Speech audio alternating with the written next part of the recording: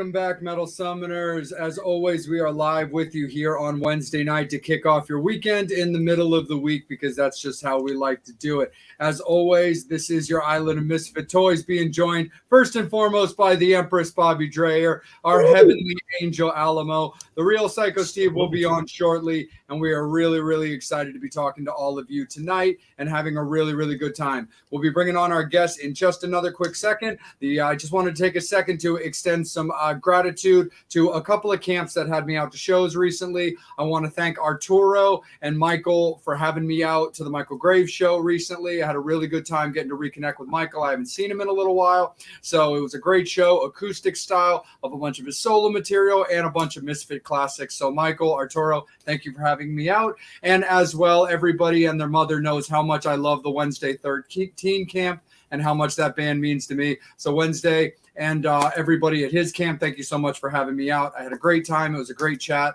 with Wednesday, and I really had a good time as always seeing him. So thank you to those two respective camps. Speaking of camps that we love so much and people that we hold near and dear, we are going to bring on our guest for this episode of the Metal Summit, as set up by the one and only Bobby Dreyer, with an assist from the one and only the real Psycho Steve, because Bobby got to hang out with this lovely young lady recently at Monsters of the Mountain, and we really, really appreciate her having some time. Lorraine Lewis is joining us. How you doing, darling? Hey, I'm so happy to be here. This is so awesome. What a great way to end my day. Thank you so much for having me. And Bobby, you're the coolest.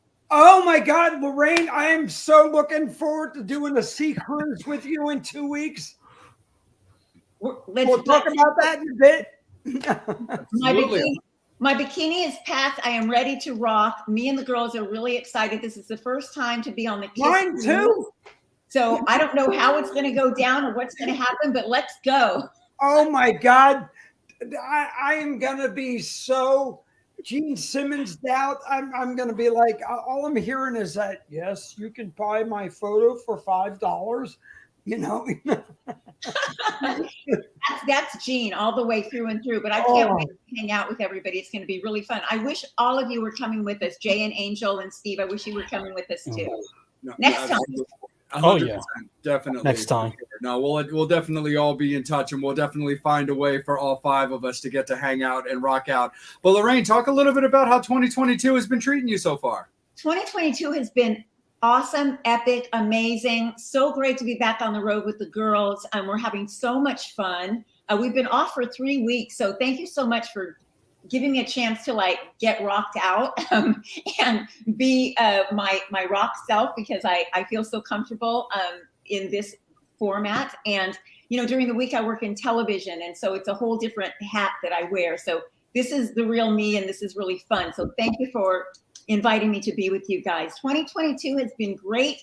We've done a bunch of shows. Like I said, we've had 3 weeks off. So I fly out tomorrow morning. We're headed to Oklahoma. We're going to be playing with Quiet Riot on Friday night. Wow. Really excited in Hinton, Oklahoma. And we can't wait. And then the week after that, we're going to be in Las Vegas on Fremont Street with Slaughter. So we've got a lot of really big shows coming up. And then we just got the calendar for 2023, and it's starting to shape up really nicely. We're actually headed out of the country, and we've got some surprises. So we're really stoked on that. But yeah, all is well in the Vixen camp. Awesome. So let's talk a little bit about you at the beginning of the Vixen camp, because the thing that I find incredibly interesting is your history with Vixen goes all the way back, you with Femme Fatale and everything that they were doing. So you guys are long time, collaborators, peers and things like that. But you would join the Vixen camp, stepping in for Janet when she decided to concentrate on her project with Justin. But then the blackout happened. So you hadn't even really, in the Vixen terms, gotten to rev it up very much before you were just kind of chilling at home like the rest of us, and actually what ended up giving real birth to this show. So talk a little bit about what happened there. A couple of things. I actually performed with Vixen in 2018 in January when Janet was ill. And it was actually Oklahoma. And I performed with them. They had asked me, talked about possibly joining. I wasn't really sure what was happening in their camp, but yes, Roxy, Cher, and I go way back to the beginning of days. Although it's funny, we talk about it now. They lived in the Valley and I did too, and we didn't really hang out together. I think that we were so focused on our careers that our paths really didn't cross at that time. I knew who they were, but it wasn't until everybody got signed that we would be in the same places at the same time. And that's when, I did get to hang out with Jan backstage at the Universal Amphitheater. And those are some of the photos that you saw a couple of days ago on my Instagram and Facebook. Her passing away on the 10th of October in 2013. Hard to believe it's been so long, but my goal with joining Vixen is to keep the legacy of Jan alive and keep the music of Vixen alive. And I'm honored and thrilled to be a part of the camp. So long story short, doing 2018, and then 2019, Janet decided to do her own thing, and the girls called me up, and we decided to join forces, and I was super excited. And then we did Monsters of Rock Cruise, and that was it. That was just like boom, done. So, but 2019, we actually toured quite a bit. I want to say we did 28 dates in 2019. So we really had cut our teeth together and we had really gelled. And then it was 2020 that the wheels fell off. But this year has been really good. I think we've done 23 dates so far. So it's measuring up to be about what 2019 was. And 2023 is going to be even better. So stoked. Absolutely. 100% for sure. Bobby, it's all you, my guy. Wait a second. Go to Angel. Okay, no problem. Angel, let's kick it up to you, brother. What a good surprise. I got two fan questions so far. Yeah, bring in the fans instantly. We love it. Michael wants to know. I'm sorry.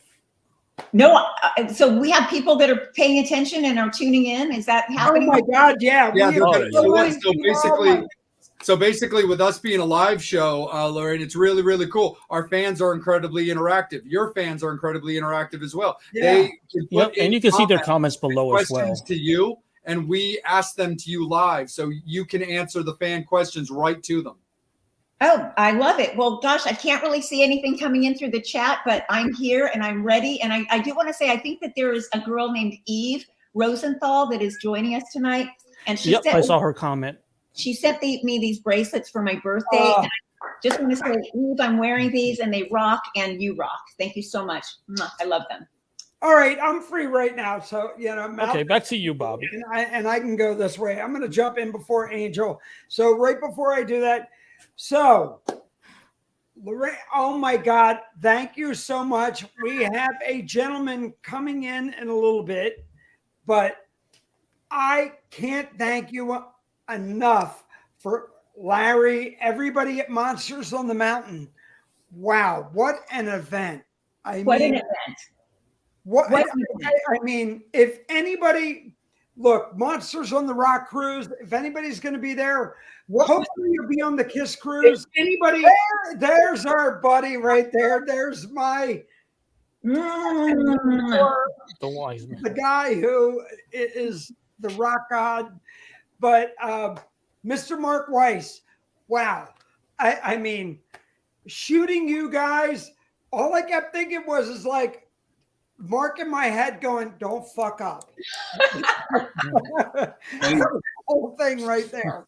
He did a little bit, but but he did really good, Bobby, during the workshop. Well, let's let the viewers know what we're talking about. We had a photo workshop at Monsters on the Mountain, and Bobby was got all 3 days. He wanted to soak it all in, and he learned a lot, and he did really good. He's a good photographer. He's it's the first time he shot in the studio, and he actually shot Vixen, and with Vixen with the bear and the beer and the beer, and it was a good experience for everybody. I mean, it's a good experience for me. I never even think I could pull it off. I mean, before I started, when I was driving down there with Timmy, like I was like, I always get nervous before photo shoots. I mean, still even after 40 years after, And this, I was especially nervous because so many people were counting on me. The bands, juggling, coordinating. I had like a half a dozen workshop attendees. I had to juggle it. It had to be like clockwork. And I must say, it fell into place pretty smooth. And and all these fun episodes that we did. I joined TikTok with my intern Zach Kohler. We love Zach. Oh my God, how much do we fucking? Oh my God, Zach is. Excuse my French. His dad, his sister. Wow, Mark. Thank you for bringing. Zach is like.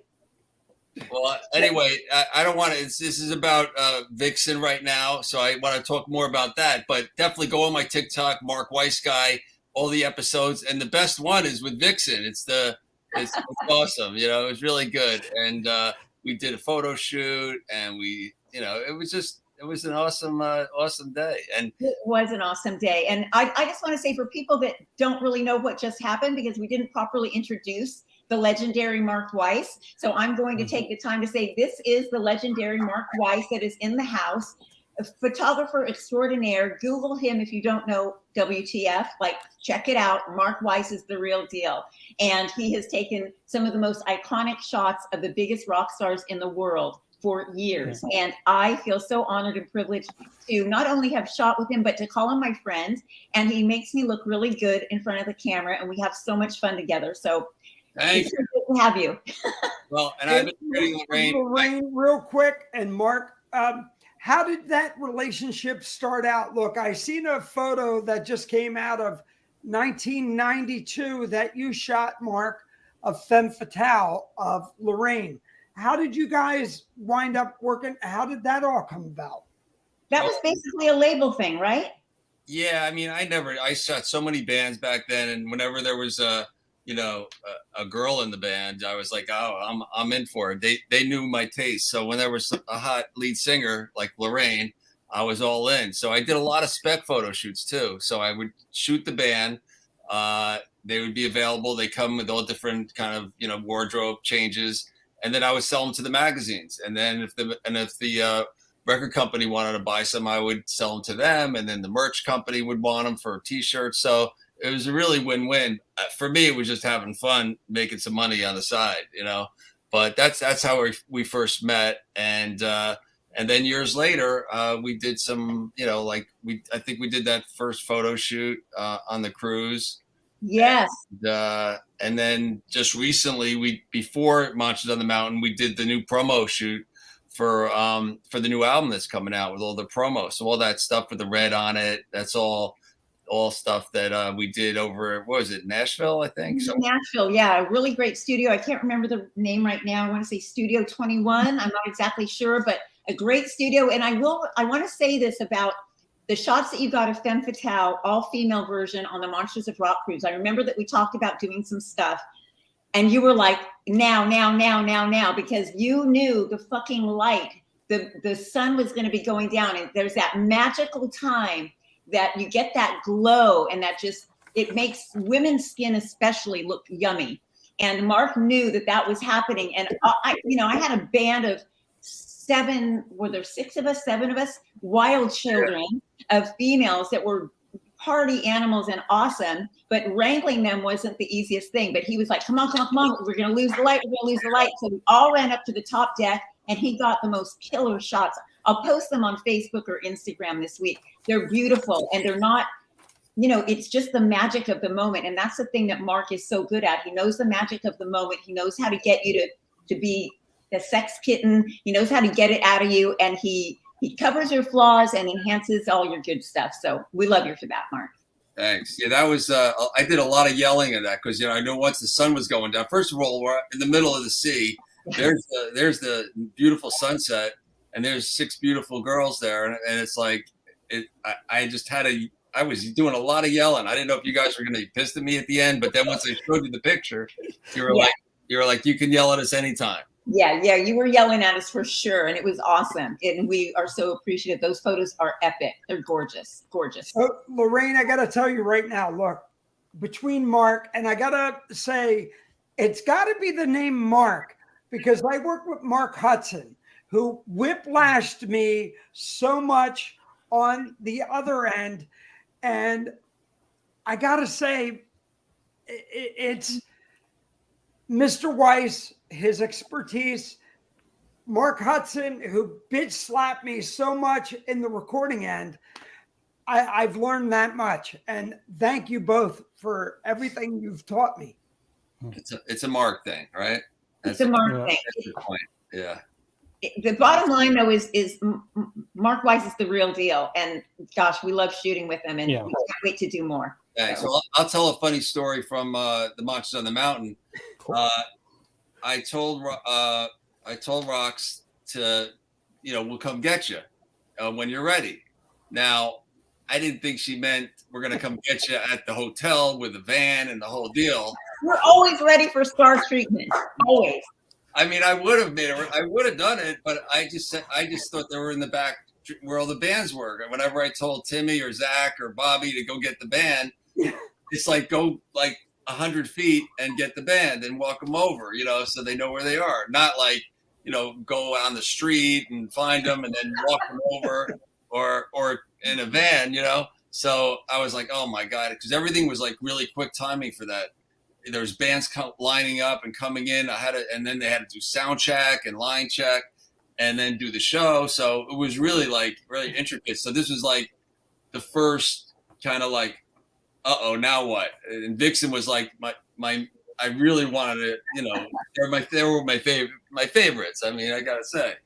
And I didn't want to screw it up, and I almost did because I said we're gonna come get you, So it's not Roxy's fault, it's not my fault, but it happened. But Roxy's like, "Oh no, we'll just walk over. We're not because I said I'll get you an Uber." He goes, "Oh, you'll never get that." And it was hot out. They were in high heels. They looked like four hookers on 42nd Street. That's us, 100%. I mean, look at us. It's actually kind of funny too, because like we got a similar story with all of us here at the TMS guys, because a few months back, myself and Steve hosted a festival called Masquerade, and Bobby was there in and out, but he was all over Pennsylvania that weekend because it was his birthday weekend and he had a lot going on with stuff. But the funny thing is, that's actually very similar to what happened to Angel. So Angel was a guest of the event because obviously being a member of the Metal Summit and Steve and I work in the festival, Angel was a guest of the event, getting to hang out and do interviews or pretty much do anything he wanted. Well, he kind of turned into an assignment guy, and it was like, hey, Angel, we need you to go do this. Oh, by the way, jump in the car and go get Pretty Boy Floyd. We kind of ended up doing the same thing to Angel. It's a Spinal Tap move, we Oh, all go through. Totally. Hello, Cleveland. I'm here for it. I just want to say, because like I said, I don't want to take away from Lorraine, but I just want to say, because she mentioned Quiet Riot, and everyone loves Quiet Riot. The 40th anniversary of the is coming up, and I want to show everyone this first test copy book of my book that Mikkel and me self-published on. Hold on 1 second. Let me just put it on the big screen. Not the screen I wanted, but so anyway, it's a hardcover, 208 pages, and it's the memoirs of Missy Whitney, who was the fan club president of Dubrow, and then leading into the Mental Health Quiet Riot. So here's the book. Yeah. Wow. There you go. Wow. Gold in it. Here we go. Wow. And there's the back, and then and Rudy did the forward. We had been interviewed his mother, Kevin's mother. And anyway, it's on pre-order right now, but it will be coming in December. And there's a lot of Randy Rhoads stuff in the early years that Ron Sobel took, who was Kevin's best friend back in the day, and he was the lighting guy. And Missy's pictures and little tidbits from the book, from them talking back and forth or writing notes back and forth. So we have all the posters and from video shoots and the questionnaires that all the bands filled out. So it's pretty cool. And it's going to be, like I said, in about a month and a half, you'll be able to, you can pre-order it now and we'll get it to you before the holidays for sure. Very cool. Hey, Mark, before we jump around a little bit, can you talk about the internship that, I was very fortunate enough to be a part of? And, Lorraine, look, all the bands and everything. But Mark, your thing, we're going to be at Rockin' Pod in March. Hopefully, Lorraine, and we can, I'm going to introduce you to Mr. Chris down there and drag you down there as well. But Talk about that. It was your first one, Mark, that you did, and how that all came about.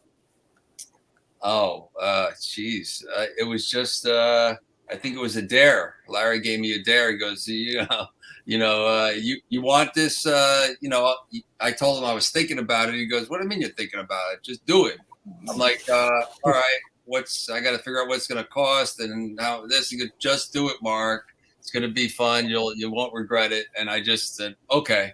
And then I put a couple little feelers out. You joined up. I had a few other people that joined up.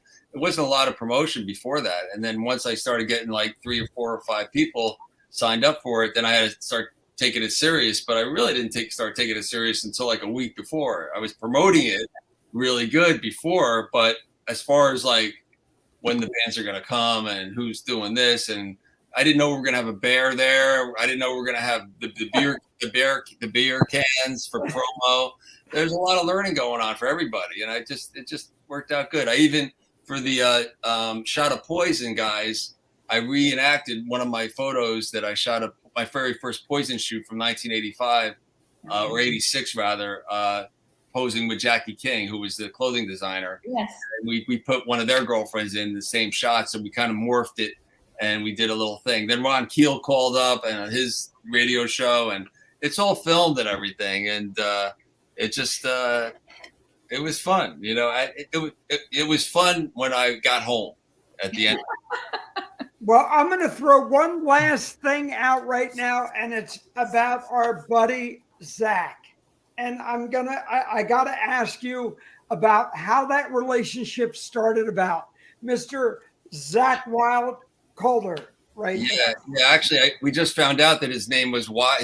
His father named him Wild. So actually, his first assignment I gave him, was to interview Zach. And when he played in Boston, like 3 days after we got back from Monsters on the Mountain, we did this other. So we got a whole another shtick going on with Anthrax, where I tell Zach, the real Zach Wild, that about the intern and how he's going to come tomorrow, and his name is Wild. He's like, yeah, sure it is. Yeah, he's got to prove it to me. He bought his license. He showed it to him. But anyway, we did the TikTok thing, cute little interviews. I interviewed Joey. I told Joey from Anthrax to give Zach a heads up and good luck kind of thing. So it's all these little storylines. It's another adventure, And then there's going to be other adventures. Like I went to Israel with my girlfriend, Mikkel. Sadly, her mom passed, and we spent 2 months kind of going through a whole bunch of sad stuff. But we met some incredible people. This one guy, Nathan Cohen, who's 96 and has a music box museum. It's a great story there. Then I met this other guy that had this store called Metal Shop. He's the only person in Israel that bought my book. It cost $80 to ship it. So he lived in Tel Aviv. So Mikkel and I took the address and we went to the shop, and these 2 guys were in there, and we surprised them. And the book is a metal store with records and the whole thing. And then we interviewed them, and we got a great little interview there. So that's still going to go on TikTok. There's so much, TikTok to me is, they're more like stories, I think, Yeah. Facebook, Instagram, everything's instant, but I feel TikTok, you can take your time. You want to tell it the right way. I feel it's important for the bands. I want to be an advocate for bands. I just talked to the Vixen manager today, and it's like, so there's a plan for the Vixen to really embrace it. I know Skid Row embrace it, Aerosmith, Bon Jovi, Motley. They're not too sure what to do with it yet. The Skid Row guys are, but it's just, you got to find out what's right for you. And for me, I've never got personal in my social media.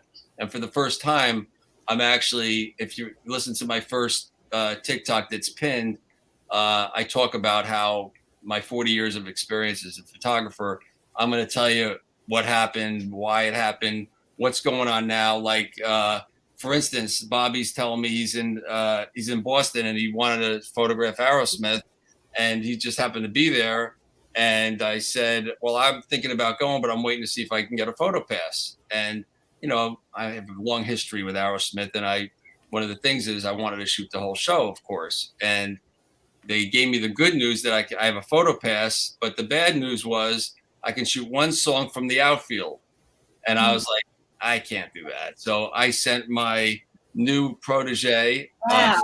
He had to rent a long lens. And so we have a whole shtick. Rent. So that's another adventure. That's another story.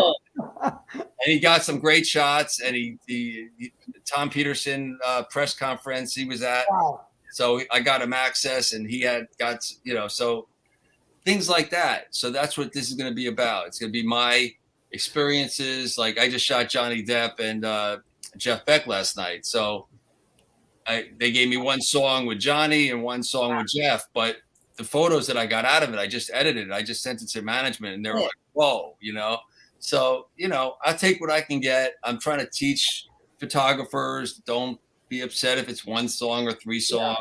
Yeah. You want to go for more, find bands that are cool and that you're starting. Don't just go with the iconic bands. John Bon Jovi was 18 when I first shot him. He was called The Rest, Motley Crue was a band that just started, when I shot him in 82. I was one of the first. Hey, Mark, I don't want to interrupt you right now. So I'm listening to Sebastian Bach's book on Audible right now. Mm-hmm. And to hear about your wedding, dude, I'm like, whoa, what a fucking wedding you had. Yeah, it was a pretty amazing wedding. It was fun. But anyway, look, I don't. We can have a show again. I really want to. I want to talk about. I want to hear about Lorraine and all her success, and that's Let's talk about the hot chick. Absolutely, I'm definitely down for that. I'm looking forward to shooting you, and whatever I do on the ship, I swear nothing will get posted. It all goes through Mark. See, all Bob needs is a leash, and I got one of those. I got like an invisible leash on Bobby, And if he knows if he breaks through the leash, then it gets cut, and then there's no more photo passes and no more this and more that. So I'll mail it to you. Yeah. Well, I love the photos that Bobby posted on Facebook. There were two that he posted. He did send me some other ones, but I really love the photo that we got of me and him together. It's kind of a selfie, and there's so much going on in my face that I know myself so well, because Mark, that whole thing was like plug and play. Like it wasn't, we had to like do the photo shoot and then go jump on stage, and all of this shit's going on in my mind. And I wanted to kind of party and hang out and have a blast with everybody, but at the same time, I do like a laser beam thing before I get on stage, and I really had to focus and not like start getting all crazy, because I can't fuck up my voice and like all this stuff, and I can see all that going on in my face, and I just love that shot so much because I can see the internal confidence, but focus, but balance, but badassery and all this stuff. And anyway, I love that photo so much. So yeah, and they were so good. Like when they saw it was like an arena stage, so I'm sure it felt like and it was awesome. You guys really commanded the stage. Everyone, were singing the words of the song, and you were a badass up there, and everyone's watching. Because I mean, Lorraine, you guys, the photos I have, and I've learned a lot from Mark, and Mark was definitely telling me what to do. There were so many things there, but you on stage, the band, your members, everything there, it was just like, wow, I really got it. And you're just so the camera loves you. Thank you so much. I mean, I have good days and bad days, trust me. I only post the good photos on Instagram, but look, the crowd was amazing. They were energized right on the get-go. Like, I come out raging and ready to rock, and people just accepted it right off the get-go. And the energy was just like, zzz, like buzzing. And I feed off that stuff. And then, we've got Britt, amazing guitar player. Roxy, wow, such a badass. The Queen Bee on the drums back there. And Julia Lage, new bass player. We've been together for several months. Brazilian. Yeah, Brazilian, amazing, fun, super talented. Like all the girls are real badasses. Everybody really is at the top of their game. And we just kind of feed on each other. And, we'll get crazy together and come over here and get crazy together. And the energy just keeps going up and up and up. And I like to think of myself as like kind of like the ringmaster of it all, and just keep everybody pumped, everybody centered, everybody focused, high fives. I mean, we just have a fucking blast. So best life ever. I'm thrilled. I'm honored to be a part of Vixen, and we are having the time of our lives. Absolutely. Hey, Mark, I got to ask you before So you hold on. Hey, Bobby. So hold on a second, man. Let me jump in and kind of steer this back a little bit real quick. Before we start getting into like the fun breakdown of everything that Lorraine's done with her career and what she's doing up until now. I actually want to kick it back to Angel and the fans, because we started it out with the fans for just a second and we only kind of really got the tips. So we got to kick it back to Angel. Let's get some fan questions in here and let them have a little bit of fun with Lorraine. I'm going to tune off. I'm going to leave it to you All guys. right, Mark. Love you, Mark. Thank you, man. Mark. Oh, all right. Definitely got a whole lot of fan questions to get to, so I'm gonna get to it right away. Okay. Question from Michael: any chance of a live album in the future? Oh, that's a great question. And we were just talking about that at the last show. I think that one of the plans is that we're going to re-record the hit songs and then add a few of our singles. So we've been talking about that, and I think that that's going to be happening in 2023. So fingers crossed. That's definitely on the list. Thanks, Michael. And any chance of a new song or a new album? We have a new song that is being mixed right now. Cool. I wish I could even say the name of it. That is the photo session that we did with Mark in Nashville. We have all the promo ready to go. We recorded it with Fred Coury, drummer extraordinaire from Cinderella. He produced. Really? Woo! It's going to be amazing. So I thought it would be out already. I really thought that it would have been done by this summer.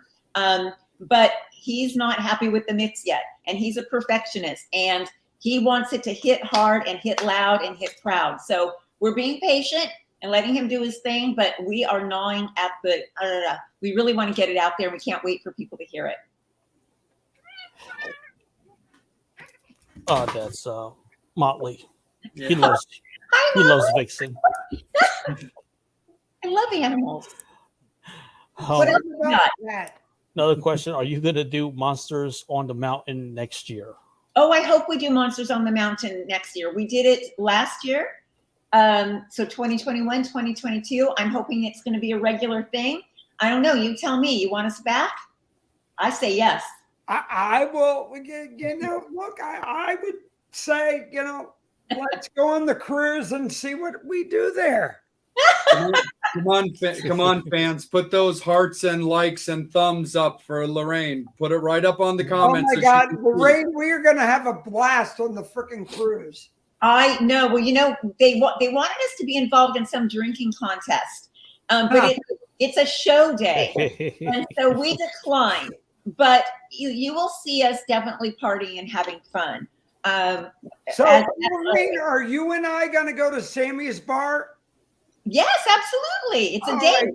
We're going to Cabo. It's a date. I'm totally down for that. You and I, it's going to be a danger thing. It's something about a donkey. I don't know what it is.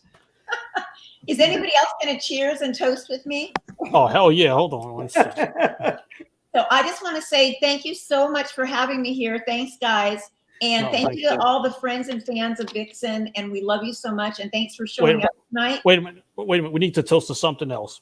Okay. Happy anniversary to Angel Little and Christian Little. Happy anniversary. Happy anniversary. Love it. And cheers. So, Lorraine, when are you coming in for the Cruise Fest? What day are you getting in? That's a great question. This is how I run my life. I pay attention to what's happening today. That's it.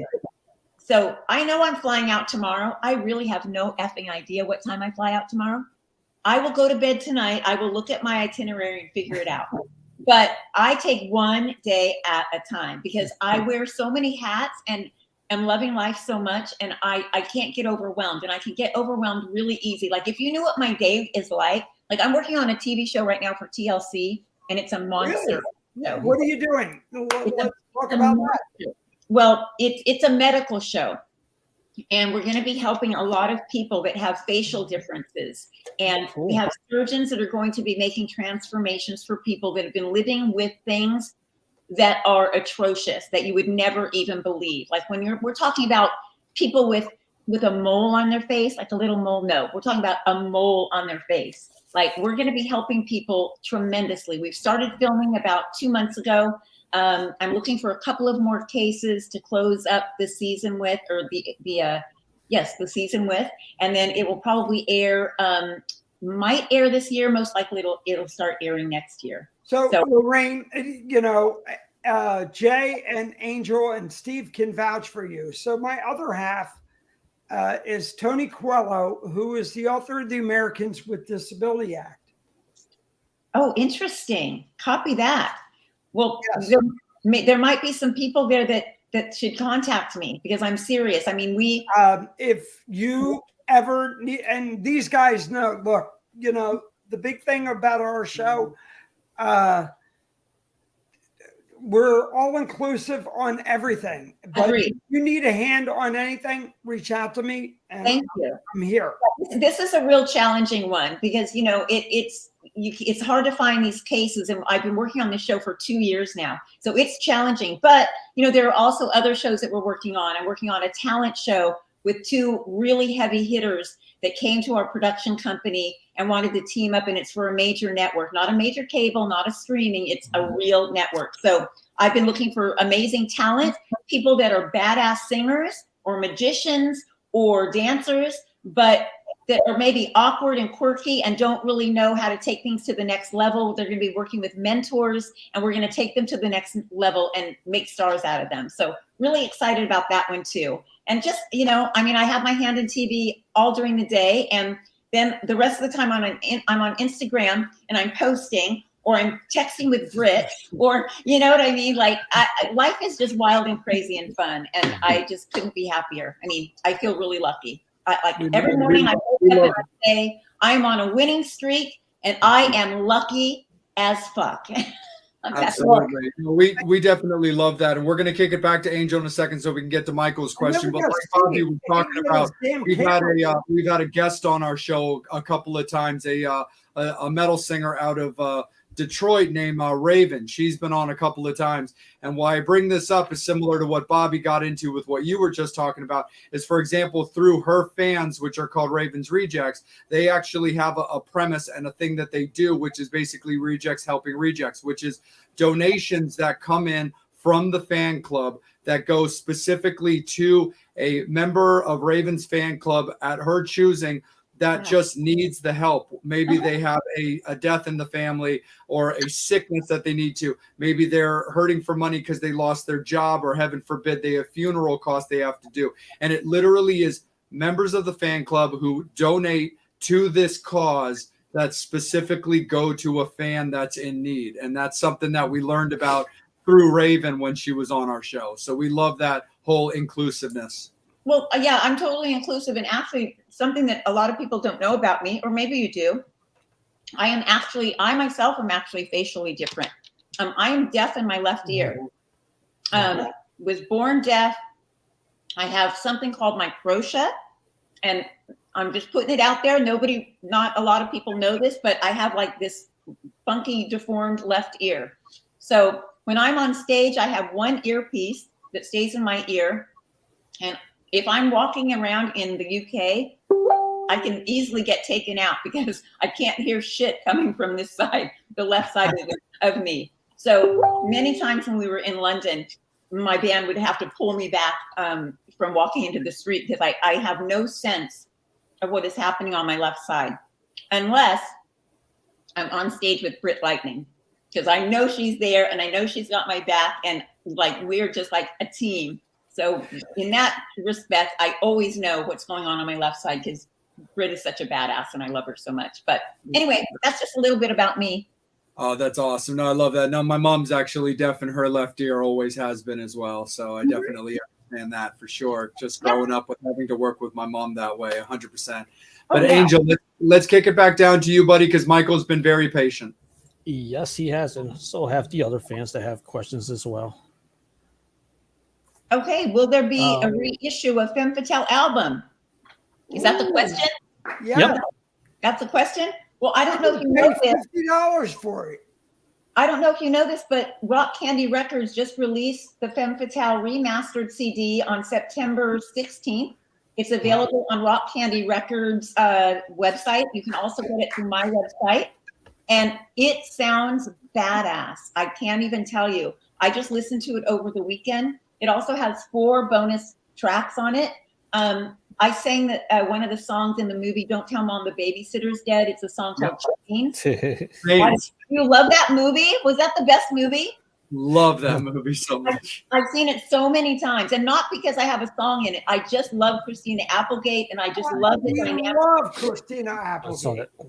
I love that movie so much. It's Sebastian Bach, but we won't even go there. Love it, love it, love it, love that movie. So that song is on here. Also, Femme Fatale did Long Way to the Top, AC/DC. That's on here. It's nice. It's rocking. Like, I'm like, holy cow, is that me? Pretty amazing. And then 2 songs off of the One More for the Road CD that's available on F&A Records. So check it out. It's really cool. I did some giveaways on Instagram because September 3rd, I got my 27,000 Instagram account hacked by awful people that I hate. I don't know who they are. I hate hackers. Drop dead. Sorry. They took over my account and they were doing that scam thing like, oh, Lorraine's investing in this company and do this, da-da-da. Mm-hmm. And oh my God, horrible experience. Britt helped me get it back for 2 hours and then they took it over again. They messaged me on WhatsApp and said, I have your account. You can buy it back from us, like blackmailing me. And I went down that road for about 24 hours. I got involved with the black web. I'm not even kidding you. Like it was crazy. I felt like I had lost my mind. And then I finally put a stop to it because they wanted me to send them a photo of myself holding a piece of paper, like right about here above, like with my chest, with my first and last name, my account name, and this certain number. And it reminded me of an episode from FBI of sex trafficking. I shit you. What are you, a hostage?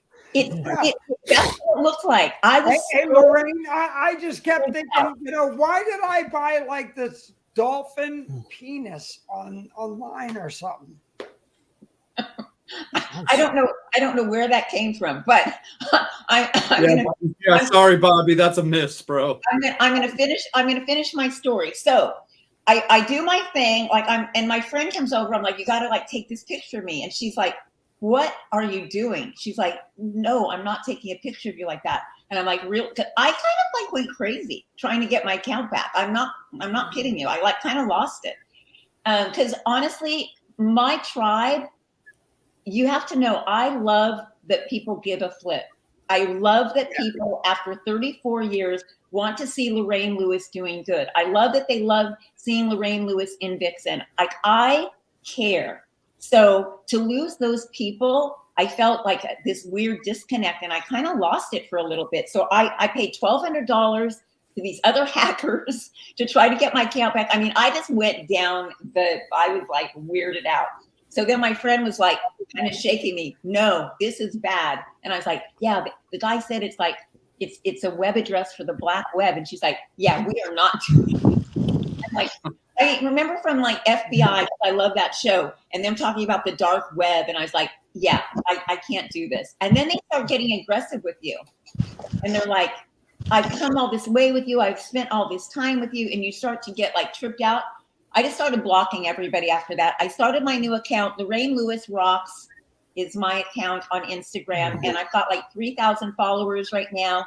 I love you all. And I did a giveaway to like wake people up that I had a new account, and it went really well. So I've sent out like 6 of these things, and I've got 3 more to send out next week. So thanks for letting me talk so much. As you can tell, I love to babble. That's okay.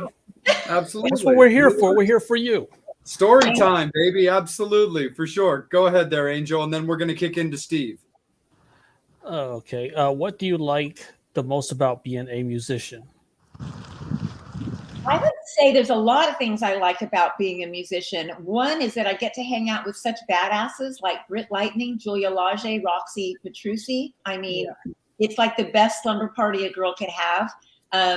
Also, just getting to go to shows and seeing other musicians rock the house and do their thing. I mean, I love that. And I'm all about the music. I mean, at the end of the day, that's what it really is all about. I do a lot of songwriting on my own. I've got my guitar over there. I've got a couple new songs I'm going to present to the girls that I can't wait for them to hear. And actually, we were just in Boston 2 months ago, and I wrote a song called Home is Where the Heart Is, and we recorded it. And, we're going to find a producer to work with us on that one. And yeah, I mean, it's all about the music at the end of the day. So that's. Hey, Lorraine, real quick, I got to bring this in. Being a female in the industry, look, I work with David Ivory, who produced Lizzie Hale and that. The 80s were not kind for female artists. No. How did you guys break through? Well, look, Vixen and Lita Ford did a better job than Femme Fatale did. Obviously sold more records than Femme Fatale. But I'm still proud of what the noise that Femme did make, for sure. But yeah, it was not easy. Back in the day on the promotional tours, and I told this story before, so I hope I'm not boring anybody, but if I would show up at a radio station, and if I saw Lita Ford's poster on the wall, I knew that we were not going to get picked up on that radio station, because they would pick up one female at each radio station. That was it. If I walked in and saw a Vixen poster, wasn't going to happen. But if I walked in and there was nothing on the walls except maybe Guns N' Roses, yay, we have a chance. And then we would get that radio station. So it was really challenging to get radio across the board, because they just weren't playing female rock. So it really, and we broke through as best as we could. I think that MTV really helped us. The videos produced by the Emmy winner director, Marty Callner, who I don't know if you know who that is, but Marty Callner did Aerosmith. He's famous for all the Tawny Katane Rolling on the White Snake videos. He has a knack for making women look hot. And that's who the record company and my management team hired to do the videos of us and Femme Fatale and me. And I mean, those videos still look amazing to me. I mean, they look fresh and they're bright and they're just yummy. And I mean, that credit goes to Marty. And just the fact that we just did what we do, which is rock and roll. And I'm still friends with Marty. Marty actually was really an important piece of when I created the show Ex-Wives of Rock. He is the first person that I went to when I had that idea with my former business partner, and he loved the idea, and we started filming with him. Eventually, we broke away from him, but he believed in the project, and he spent a lot of time and a lot of money putting this thing together for Ex-Wives of Rock. So I have a lot of respect for Marty. He's majorly cool. If you don't know this about him, there's a show on HBO called Hard Knocks, and he is the creator of that show as well. So yeah, Marty is the man.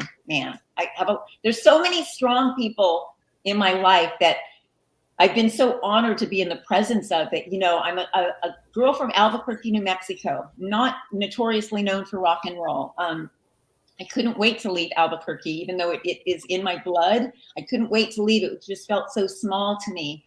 And to have run across people like, Irving Azoff from MCA, Gerald Busby from MCA, Howard Kaufman, Marty Callner, just so many people that I am just so honored to have been in their presence, and they've helped me in so many ways that I just say thank you and wow, like pinch myself that I've been able to be around such greatness. Like, it kind of blows my mind. It's kind of amazing. Even Frank DeLeo. I don't know if you know who Frank DeLeo is. He managed Michael Jackson. I became friends with him because I was doing a lot of songwriting in Nashville.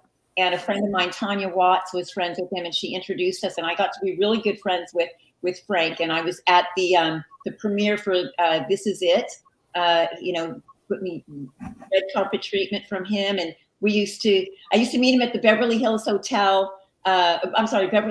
Hotel, and we would sit in the bar and have cocktails together and just talk story, and just, he was one of my biggest fans. And he's no longer with us. I talked with him when he was going to have a triple bypass at Cedars-Sinai, and I talked with him 2 days before he passed away because of that surgery. And I remember I sent him Playboy magazines and cigars to his room, and I didn't hear from him. And it was send me a Playgirl. I didn't hear back from him, and it was so unlike Frank to not call me and thank me. And I was like, oh my God, like something's up. And so I did call the hotel. I called the hospital, and there was someone else in the room, and he had passed, and it was a shock and just crazy to think, but I have been around greatness of a lot of people, been very lucky, and I hope it's rubbed off on me a little bit, but I'm grateful. That's awesome. 100%. Angel, let's kick it back to you. Let's do 2 fan questions, one more for this segment, and then we got to bring in Steve. Sure, no problem. What do you got? Got a lot of questions. Let me get to. Oh, I already got to that one. What is the first show that you ever played? Oh my God, the first show I ever played. Well, 2 things. Yeah. When I was growing up, I stole my mom's Stella acoustic guitar, and I taught myself how to play guitar. So my first real concerts were in my parents' living room and performing to whoever would listen to me. I wrote really awful, shitty young girl songs, but I remember them to this day. Come down to my place, we'll have some fun. Come down to my place, yes, come everyone. Stuff like that, just like really ridiculous songs. And I would entertain my parents' friends that would come over, and they thought I was just so amazing. And then, I was in concert choir and girls choir in junior high and high school. I did that whole thing. I was in musicals and all that kind of stuff. And then my first real band was with my brother. It was a band called Stained Glass. So my brother that was the bass player in Femme Fatale, it was our band, and we used to do Bad Company and, just like Journey and all sorts of stuff. So we did that. And then I cut my teeth really being on stage when I was in a band called Babe Ruthless in my hometown of Albuquerque, New Mexico. And it was myself and 4 rockin' guys, and we were one of the biggest cover bands in Albuquerque, New Mexico. There would be lines around the corner out the door on Tuesday nights. We were really popular, and I was doing things like Missing Persons and, oh, Mickey, you're so fine, you're so, all that stuff from the 80s. Tony Basil, we love Tony. Love Tony. So that's really where I cut my teeth, being on stage. And then, really what got me out to LA is one of my really good stripper friends left Albuquerque, moved to LA, was dancing at the 7th Veil, and she came back to Albuquerque, and one of the nights that we were performing at a bar, I think it was called Senior Buckets, and during a break, she got 2 shots of Jack Daniels. She put one on her side, one on my side, and she said, "Girl, there is no one in LA like you. There is no one doing what you're doing in LA. There's no female like you." She was hanging out with, bands like Quiet Riot and Jakey Lee and all these up and coming bands at the time. So she basically said, "You need to get your ass out to LA." And we toasted. I said, "Look, I'm going to do it." And I made up my mind, and that was it. That's when I went to LA and decided I'm going to get a record deal. Plain and simple. That's how it happened. Very cool. Yep. So much fun. It was wild. Do you have another question for me? Yep. David Rosenfeld wants to know, what's the writing process like? Music first, lyrics, vocal melody? For me personally, it's usually a musical hook. And I've got my phone, like I record something, like in the morning, I'll wake up and something's just in my head and I record it. And, you're in the bathroom, you're putting on makeup. I don't know. You just record a little snippet. So for me, I find a little hook or I find a little melody and I record it. And then I'll call up Britt and I'll say, hey, I've got this riff, like this little vocal thing. What do you think? And then we just kind of start from there, and she'll start with some guitar, or I'll start with some guitar. It happens a million different ways. But for me, typically, it starts with a melody. I'm a melody person. I'm more a melody person than I am a lyric person, even though I feel like I have a lot to say, and I've lived a lot of life. I've seen a lot of things. I've been through a lot of highs and a lot of lows. I have a lot to share, but it's melody that hits me first. So I like working with a good lyricist. I work with a woman named Jan Buckingham out of Nashville, and she's a great lyricist. She's an Emmy, Grammy-nominated songwriter, and I love writing with her. And yeah, lyrics are more challenging for me. Melody is like, boom, I can hear melody over the sound right now. You know, I can hear stuff constantly. So, hey, Lorraine, real quick, what about you? Have you ever thought about working with somebody like, you know, we have a relationship with Desmond and Mark Hudson. Of course, sign me up. I would in a second. Yes, I will show up. I'll bring Britt with me, and we will definitely do that. I actually, I'm a member of ASCAP, and I've done a lot of their conventions. Me too. Yeah, I've done a lot of their conventions, and I remember being at a workshop with Desmond, and he's amazing, of course. And wow. I would love to work with Desmond. I'd love to work with Paul Stanley. I'd love to work with Nikki Sixx. I would love to do a duet with Don't Laugh. I would love to do a duet with Vince fucking Neil. I would do that in a second. I would do that in a second. My buddy is Mr. Mark Hudson, who wrote Living on the Edge, Yes. and, you know, wrote a lot of shit. So, you know, bring it up to him. See if he'd be up for it. Hey, look, we'll be on the cruise. Let's sit by the thing and Make it happen. Yeah, we we'll totally. finish. Absolutely, 100%. Angel, let's do your question for Lorraine. What was it like meeting your idol, David Lee Roth? Well, first, that was a fan question. I love David Lee Roth. I love David Lee Roth, and I met him at the Universal Amphitheater, and I don't know, there's a lot of stories out about when I met him, but this is what I'm going to say.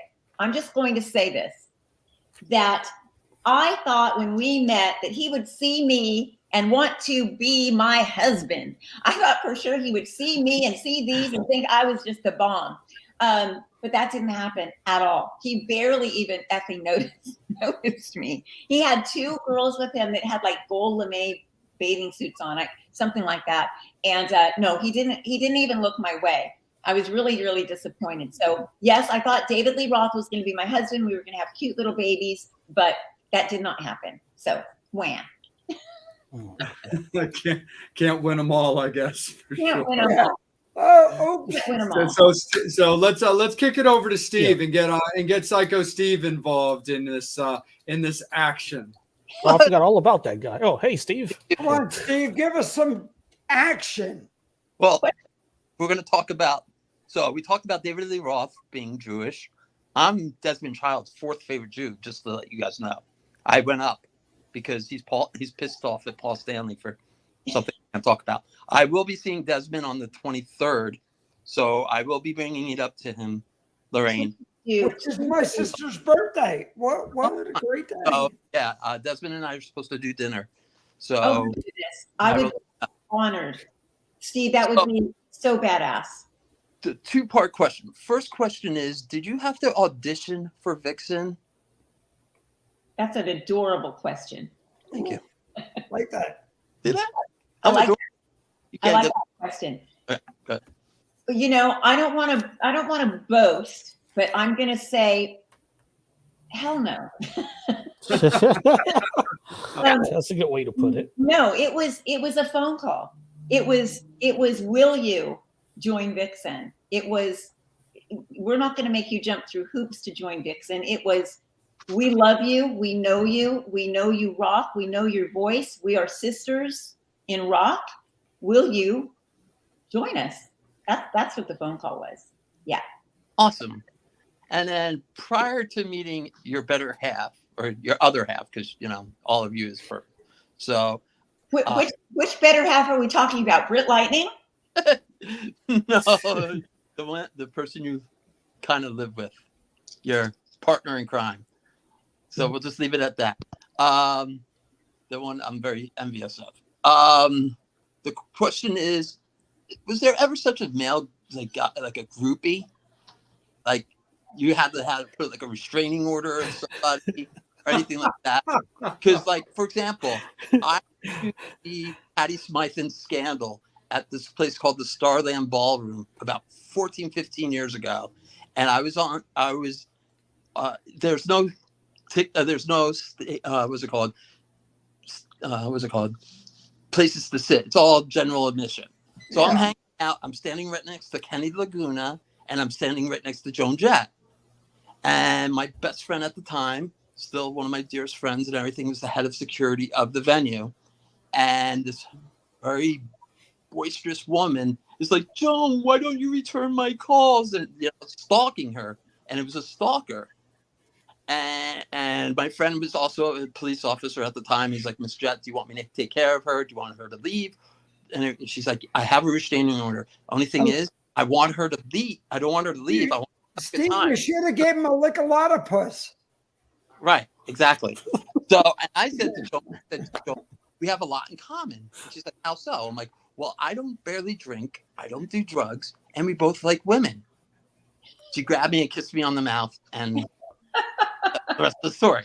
So I want to know if you've ever had any fans that you had to put like a restraining order on, or the cops had to get involved, or whatever. Another adorable question. I would like to say, I would like to say, stalk me, baby. I have no problem. So, Lorraine, I gotta say, who was the biggest lesbian who ever hit on you? Me. I just gotta ask, being the gay guy, I just gotta say that right now. I just gotta go, oh my God, I had Rosie O'Donnell took us in front of me. No. And here's the thing. I love all people. I am all inclusive. I love everyone. There's a lot of dancers. There's a lot of lesbians. There's a whole mix. I have a lot of drag queens that love me. And I love drag queens. I love it. I love people that are living their authentic self and do not give a flip. I actually met someone, Mr. Bunny. I'm going to see him in Oklahoma. Wait, is that Tony? He's a drag queen in Oklahoma. And he told me when he first saw my videos on MTV in the 80s, he was drawn to them. And he told himself that if I could do what I'm doing, that he could live his authentic self. And he's an amazing drag queen in Oklahoma. And I can't wait to see him this weekend. And look, I love it that I don't care who shows up. I just love that everybody shows up. And we are a family of rock and roll misfits. And that's great. We are. Lorraine, real quick. So a couple months, probably about a month ago, I got to interview Mr. Republican himself, Theodore Nugent, Ted. And I told him, I'm like, dude, I thought it was Halford that would have turned me gay, but the day you swung across the stage on a loincloth, I'm going, hello? I love it. Well, look, again, I love all people, all shapes, all sizes, all ethnicities. I am all inclusive.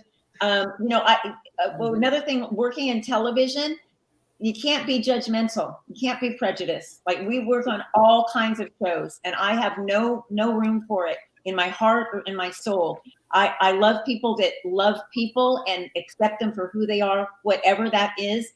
It could be something different on any different day. Does not matter to me. And Steve, I'm going to come back to your question of stalkers. So stalk me. I have never experienced an extreme condition of stalkery.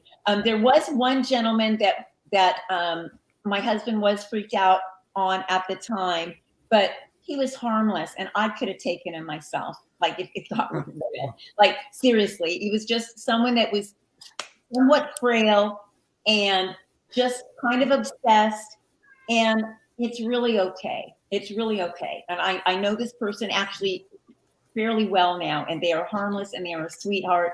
And I love that they give a flip, plain and simple. So no, I haven't had anything too drastic. I've been really lucky. Like I haven't even when Femme Fatale was first coming together, I've never seen a casting couch. I mean, there were some radio guys that got kind of weird, but I think for the most part, when you meet me, I think you know you can't really fuck with me and you can't really freak me out.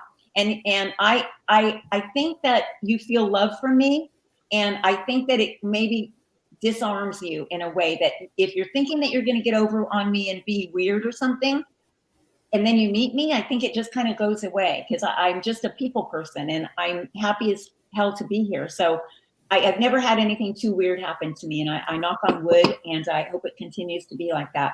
I embrace it all. Hey, Awesome. Lorraine, real quick, when you came out, it was only you and Madam X, really, who were the only bands at that time who were making waves. I mean, how do you feel about that? Well, I love Madam X. I mean, Roxy and her sister are amazing, right? Together. I mean, they have there's this other side of Roxy, and that's what Madam X is. It's raw, it's gritty. And I mean, her outfits were insane. Like, people thought my outfits were insane. Her outfits were insane and so fucking hot and so cool. And I give her kudos for just having the guts to just be her authentic self and own that stuff. Her parents, her dad especially, didn't really want her going into rock and roll. I'll let her tell the stories herself when she gets on. But, she has a really prolific musical background, and her dad wasn't feeling rock and roll, but she stuck to her guns. And Roxy is the one person, she is 100% rock and roll. She doesn't want to hear about problems. She doesn't want to hear about drama. She wants to rock and roll and keep it fun. Doesn't want to hear about politics. Just wants to keep it fun and rock and roll. And I respect her for that. She's one of my besties. All the girls are my BFFs. I have so many best friends. Like, seriously, I have the best crew of chicks around me. It's awesome. That's so cool. So real quick, Bobby, let me jump in real quick, because I got a fun story for Lorraine that is always kind of a touchy story for me, but it's a good one. It's an oldie but a goodie. So about a year and a half ago, I called up a very close friend of mine to do the show. This is kind of getting back to what you were saying about your friend who does drag.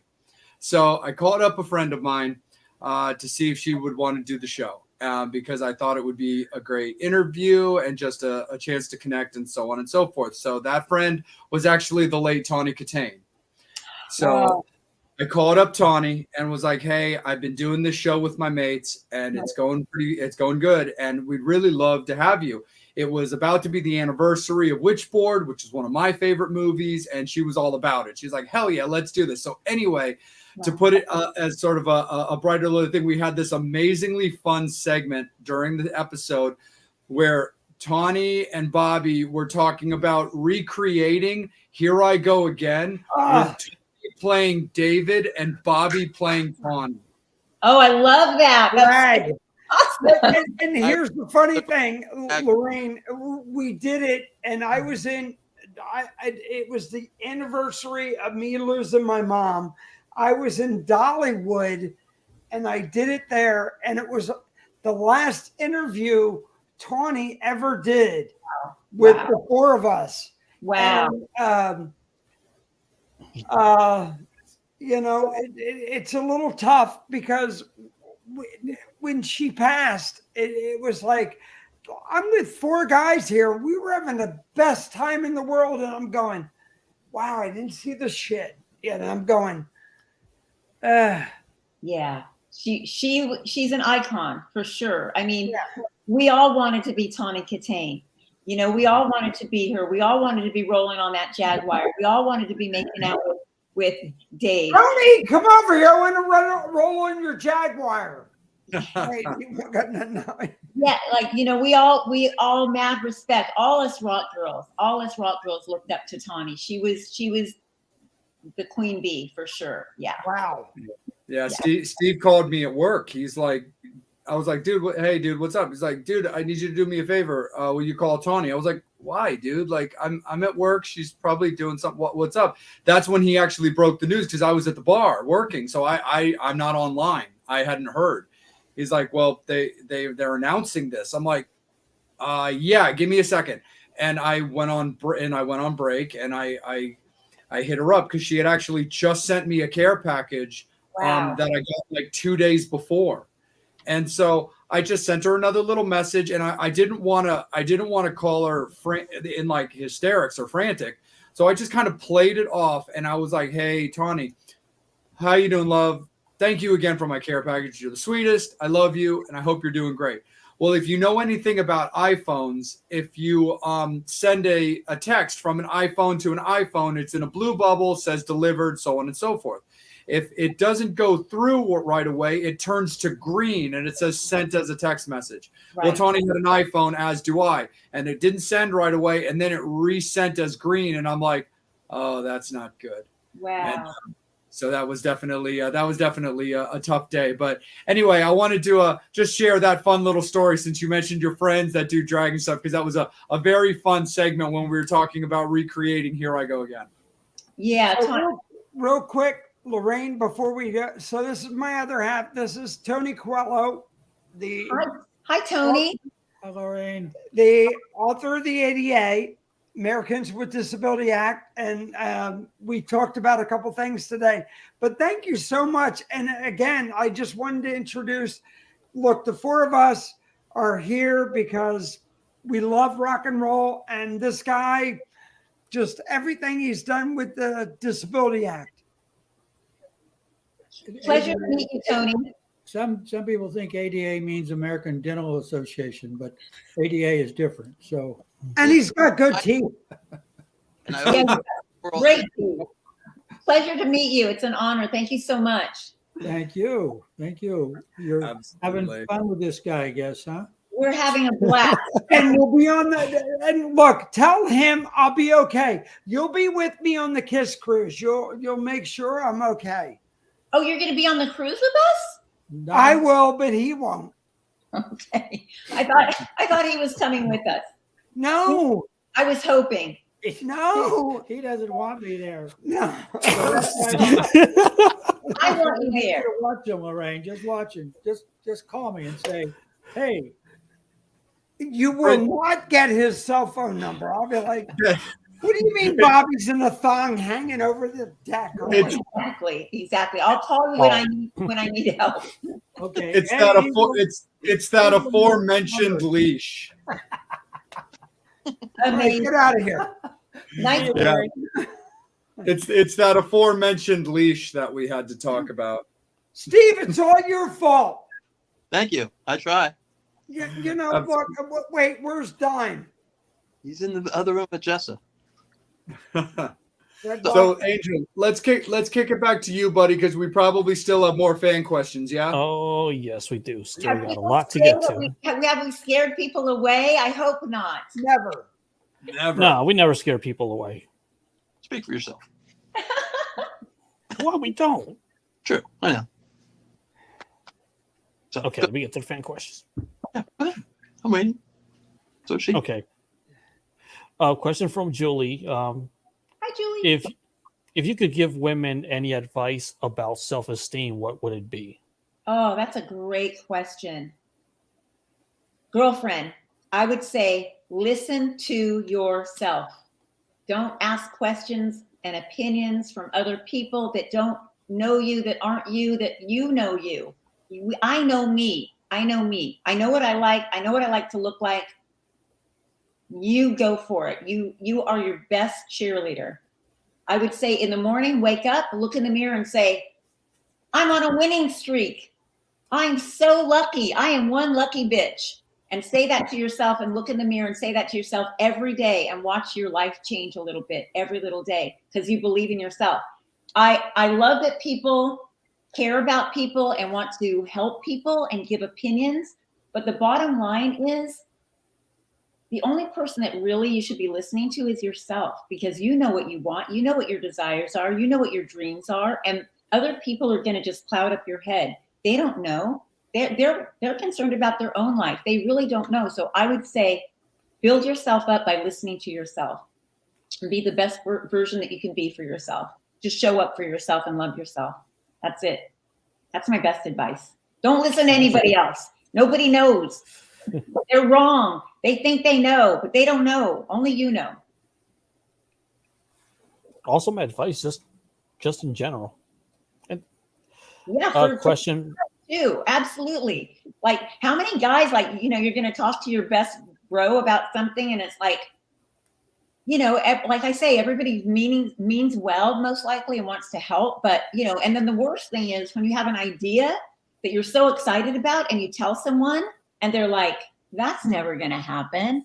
No, keep your vision, your tunnel vision, keep your blinders on, and you have a dream and you want to go for something, laser beam, do it. Just go for it. Think about it, dream about it, eat, sleep, and drink it.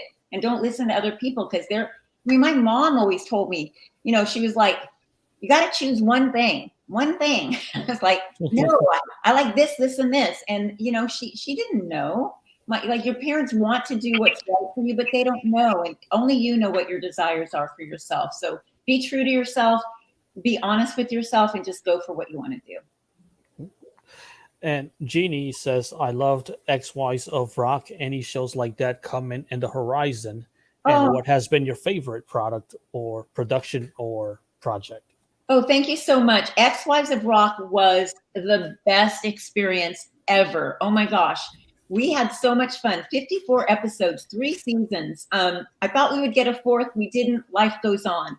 But that group of women, some of my BFFs, I live in Palm Springs area, and Charisse lives about 10 minutes away. I just got together with her for sushi last Wednesday. We are really, really tight. She is one of my favorite people. We have history for sure. And a lot of people actually think that I am her sometimes when I am walking at a rock show. They think I'm Charisse Neal. So we have I think we have these high cheekbone things going on. But anyway, I love the girls. Ex-Wives of Rock was one of the best experiences ever. I do have some show ideas that I'm working on right now. They are not focused necessarily on rock and roll at the moment. I'm kind of in this medical space right now because of the things I'm working on at the office. But I have a couple things that are brewing, and I'm always looking. Britt and I have been brainstorming. We would love to create a show together. So that will get us back to rock and roll, and you never know what's next. I was actually talking to, I'm not going to say her name. I was talking to a wife of a rock star, and she was recently an assistant for an ex-wife of a rock star. And I messaged her yesterday and I said, is there a show here?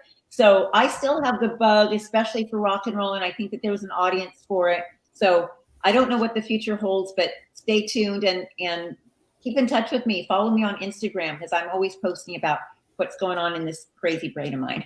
Hey, Lorraine, real quick, what the hell made you move out to Palm Springs? It's like the gay capital of the world. I love gay people. Gay porn movies made out there. I'm like, oh my God. And I'm saying, from a friend. There's a vibe out here, though. Like, this is kind of old Hollywood, and I am all about Hollywood. I mean, Frank Sinatra, the stories, Marilyn Monroe.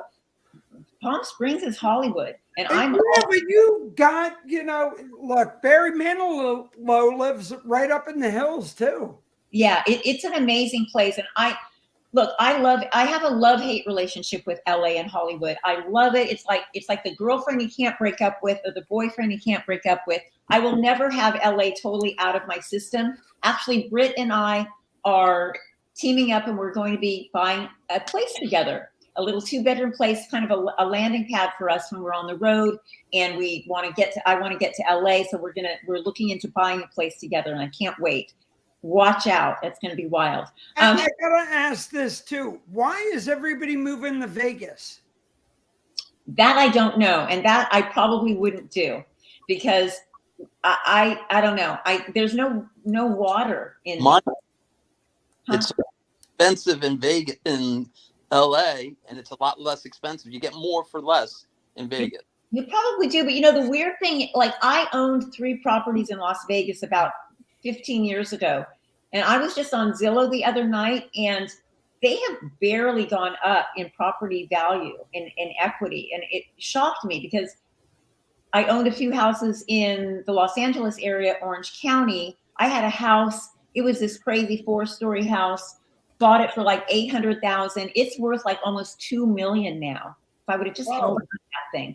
But in Vegas, not the same thing. The prices, the values haven't gone up. So it's just a different market. But I like real estate. But yeah, I was living in Marina del Rey, and this little condo came up for sale, and I just went for it. And I really like it. It's super chill. And I like Palm Springs. I work from home. I don't really go anywhere. The only time I really go anywhere is when I'm on the road. It's really the truth. That's my excitement and my fun. I'm really at home working on TV shows and working on songs and messaging the girls. That's my life right now. I'm the same way. Where do you and I get on the ship? We'll be like, we'll be like two queens. Oh, bitch, leave us alone. I love that. Cheers to that. Just another version of the Attack of the Blondes. I love it. I love it.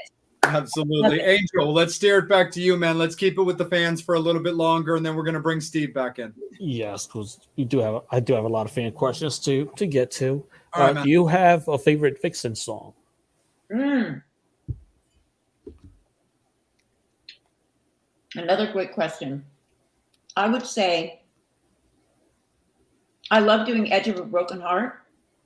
Love, love, love doing it. I also love Streets because it's just banging. I like to thrash on stage. So when that kicks in, it's just on another level. I also really like to do Rock Me because typically we like to bring fans up on stage with us and do those Rock Me's with us. That's really fun. So look, I'm all about the people. So yeah, I would say Edge of a Broken Heart, Streets, Rock Me. I like them all. You know what we're adding? Forgive me, my jalapeno olive. No. But I think we're adding Hellraisers to the set.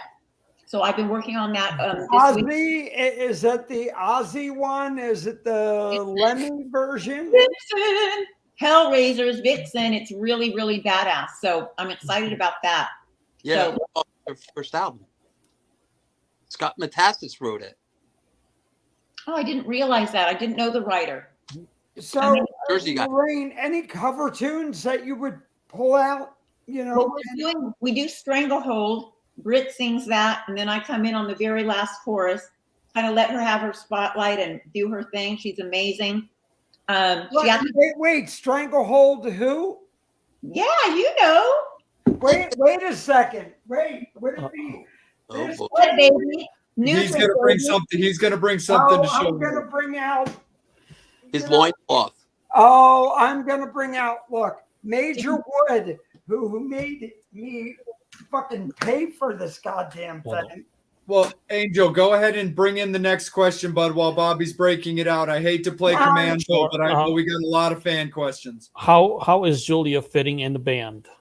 Oh, Julia Lager. We love her so much. She's so amazing. She is such a badass bass player. She's smooth. She's cool. She's gorgeous. She has this flair, this Brazilian language that comes out of her mouth. She comes up on words all the time, which is adorable. And she'll say things like fuck damn, fuck damn. Oh my God, fuck damn. And you're like, what?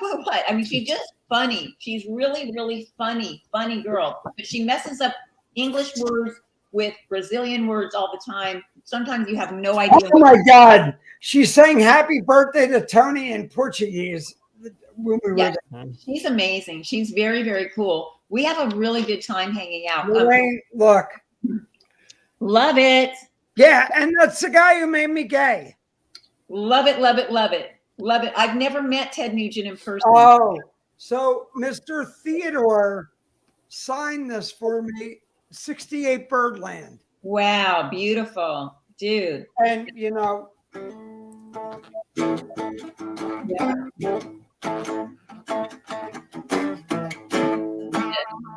Yeah, gorgeous. Yeah. You know, nothing like a little bit of Stranglehold on this. Love it, love it, love it. Britt would tear it up on that thing. Oh, Yeah, so Britt does it.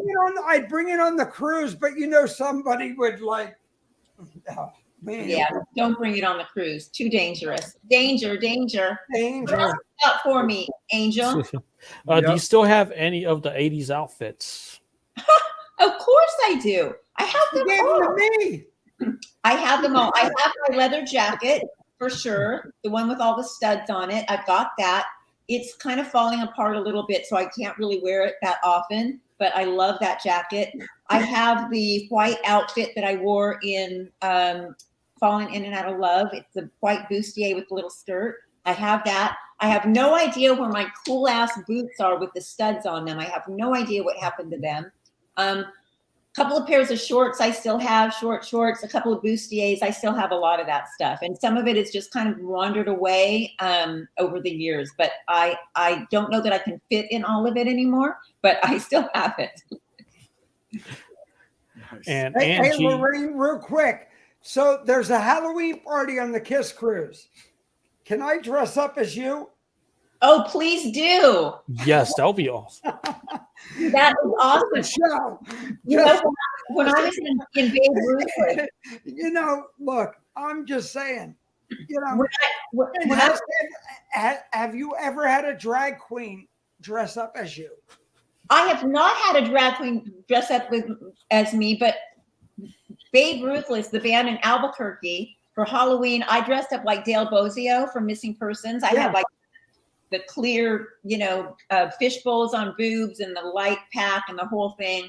And my bass player showed up as me. And he bleached his black hair blonde and he put boobs in and he had a shirt on that said something nasty like, I don't know, if it's weak, it's not worth an F or something. I don't know. But he came as me and I was really flattered and it was really a fun night. So on the Kiss Cruise, I will come out as you for the guys. Please do. Yeah. You gotta see that. Yeah, it never happened. I love it. I'm flattered. Go ahead, Angel. Angie Perkins wanted to ask, any chance you'll give me my brush back? No, hell no. I still have it. This is what happened. We're on tour with Femme Fatale. Angie, it's so good to hear your name. I love you so much. We're on tour. We're doing a show. I think it was in Florida. She was helping the band, and I realized I didn't pack my brush. So I had nothing to do my hair with. I was like looking for forks, plastic forks to figure out my hair. And she gave me this really cool purple brush, and it has like purple rhinestones in it. And thank you so much. You really saved my ass, girlfriend. I still do have it. Thank you so much. Michael wants to know, any plans on a possible box set? Ooh, that's a great idea. I'm going to write that one down. We have no plans yet, but I can bring that up at the band meeting. I love that idea. Thank you. And then Gabo Gibson from Chile in South America wants to know, any plans on coming to South America? I do know that Vixen will be in Brazil in 2023. That is for reals. Other than that, I do not know. I think that they try to stack dates together. So fingers crossed that we get a chance to come see you. Are you in Argentina? She's in Chile. Oh, in Chile. Yep. So no plans at the moment, but look, this thing is steamrolling. So we released the new single. You never know what could happen. And if fans keep showing up for the shows, then we have a good chance of hitting a couple other markets. So fingers crossed. Thank you so much for following us and for digging what we do. And Julie would like to see Vixen come to Billings, Montana. She will take care of you ladies. Oh, I love that. Thank you so much. Did you say Julie? Is that her name? Yep, Julie. Yep. Thank you so much, Julie. Thank you so much for tuning in and checking out what we're doing here. We were just in Montana, 6 weeks ago. We love Montana. It's gorgeous. The sunsets and the sky and the moon. Oh my God, we got such great photos. Mark Weiss was talking about that magic moment when the sun is perfect. In Montana, it's happening. Like the moon glow, and the photos that I got with the girls are amazing. Come over on Instagram and you'll see a few of them. It's just a beautiful, beautiful place. So we love Montana. Thank you. Right on. Go ahead, Angel. Let's hit up a few more, and then we'll go to Steve. Yeah. Cool. I'm getting to them. Oh, I love the remastered CD. So someone had actually already listened to it and actually loves it. Awesome. Thank you so much for getting it. Yeah, it's flipping cool, man. So, what do you like? What do you like the most about touring? Gosh, there's so many things I love about touring. Number one, that I get to tour. Number two, that I get to be with the baddest chicks on the planet. Like I say, it's like a big slumber party. We have the best time. So when we reconnect, it's just all this energy and fun and catching up and, you know, just all the great stuff that we do together. We just have such a blast. So I love connecting with the fans at the shows, to peek through the curtain and see that there's a full house. There's nothing better than that. I love that. That's one of my favorite things is having a full house at a show and having people into it, you know, jumping when I jump, screaming when I scream, you know, let me hear you say, yeah, you know, I want all that stuff. I need all that stuff like that. That's what a rock show is supposed to be. So yeah, I love the fans and the people. Well, as long as the ship doesn't look like the Poseidon Adventure, we'll be fine. Mm-hmm. Hopefully not. Hopefully we'll be fine. And I got to put on a straight face and ask questions still. Do you know the song The Morning After? There's gotta be a morning after. Don't sing it because I don't know. You need to climb up the steps back. Oh, that's the only one I know. Yes. Or Shelley Winters or anything else. Did you say you had to filter a question? No, Did somebody get dirty? No, no, that's Bobby. I'm an angel. Facts. Yeah, thank you, Steve. With facts with an asterisk. Exactly. Okay. Dan wants to know any chance of the female version of Femme Fatale returning. Oh, Dan, thank you. That's a great question. Never say never, because I had no idea in 1988 that I would eventually become the singer of Vixen. I mean, go figure. You would have thought I was crazy if I would have said something like that. So never say never, but I am thrilled and happy to be in Vixen. We do a couple of Femme Fatale songs. We might be adding some more. I found my home. I found my tribe. Femme Fatale was an amazing ride, an amazing run. I'm a Femme Fatale lifer for reals. I'm the original singer of Femme Fatale. It's a part of who I am. I'm very proud of everything I've done, but I don't see that happening. I see us moving forward as Vixen and keeping the Vixen legacy alive while still doing and keeping the Femme Fatale legacy alive by doing songs in the set. So that's how I see the future going.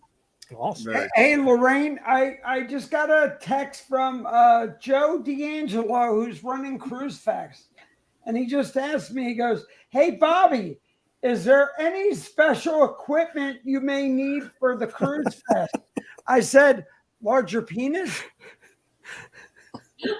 What? He did ask Bobby. I mean, it's a reasonable request. It's a reasonable request. Is there anything you would need, Lorraine, that, you know, I could text Joe? I just need to make sure I have some kick-ass monitor mix. I have my in-ear. I need to make sure I've got a pack. Side fills I always love. I love mids to highs, crank it up a little bit. I have a natural compression in my voice, so I need you to ride my vocal a little bit hotter. Okay. So that means extra liver. Exactly. You can make that happen. But the thing is, I do know what I need as far as, you know, what I need, especially with the deaf ear and all that stuff. You'll be fine. Look, I'll be doing sign language on the side of the stage. You'll be happy. Sounds good. Absolutely. Angel, let's do 2 more fan questions in this segment. Okay. Then we're going to go down to Steve and we're going to call last call. But go ahead. Next 2 fan questions. All right. Question from Michael: being a woman in the metal world, did it bother you that women were objectified as sex objects instead of being looked as real talented musicians that you are? That's a great question. Let me say, for me, look, you saw me rolling around in the videos, right? Nobody told me to do that. I did that. That was me. That's a part of who I am. You know, we're women, we're sexual, we're fun, we're male, feel like we're everything. And for me, Hey, Lorraine, real quick, I got to tell you, Monsters on the Mountain, Chubber, I'm just saying, and this is coming from a gay guy, you know. Bobby, you got I was like the fist bump. I was like, whoa. Yeah, I Bobby had got wood. like I say, I embrace it all. Look, so for me, was I sexually exploited? Did I sexually exploit myself? I mean, you know what I'm saying? Like, I'm the one that put myself out there. I'm not, I wasn't afraid. I went for it. You know, like, so no, for me, I didn't experience that.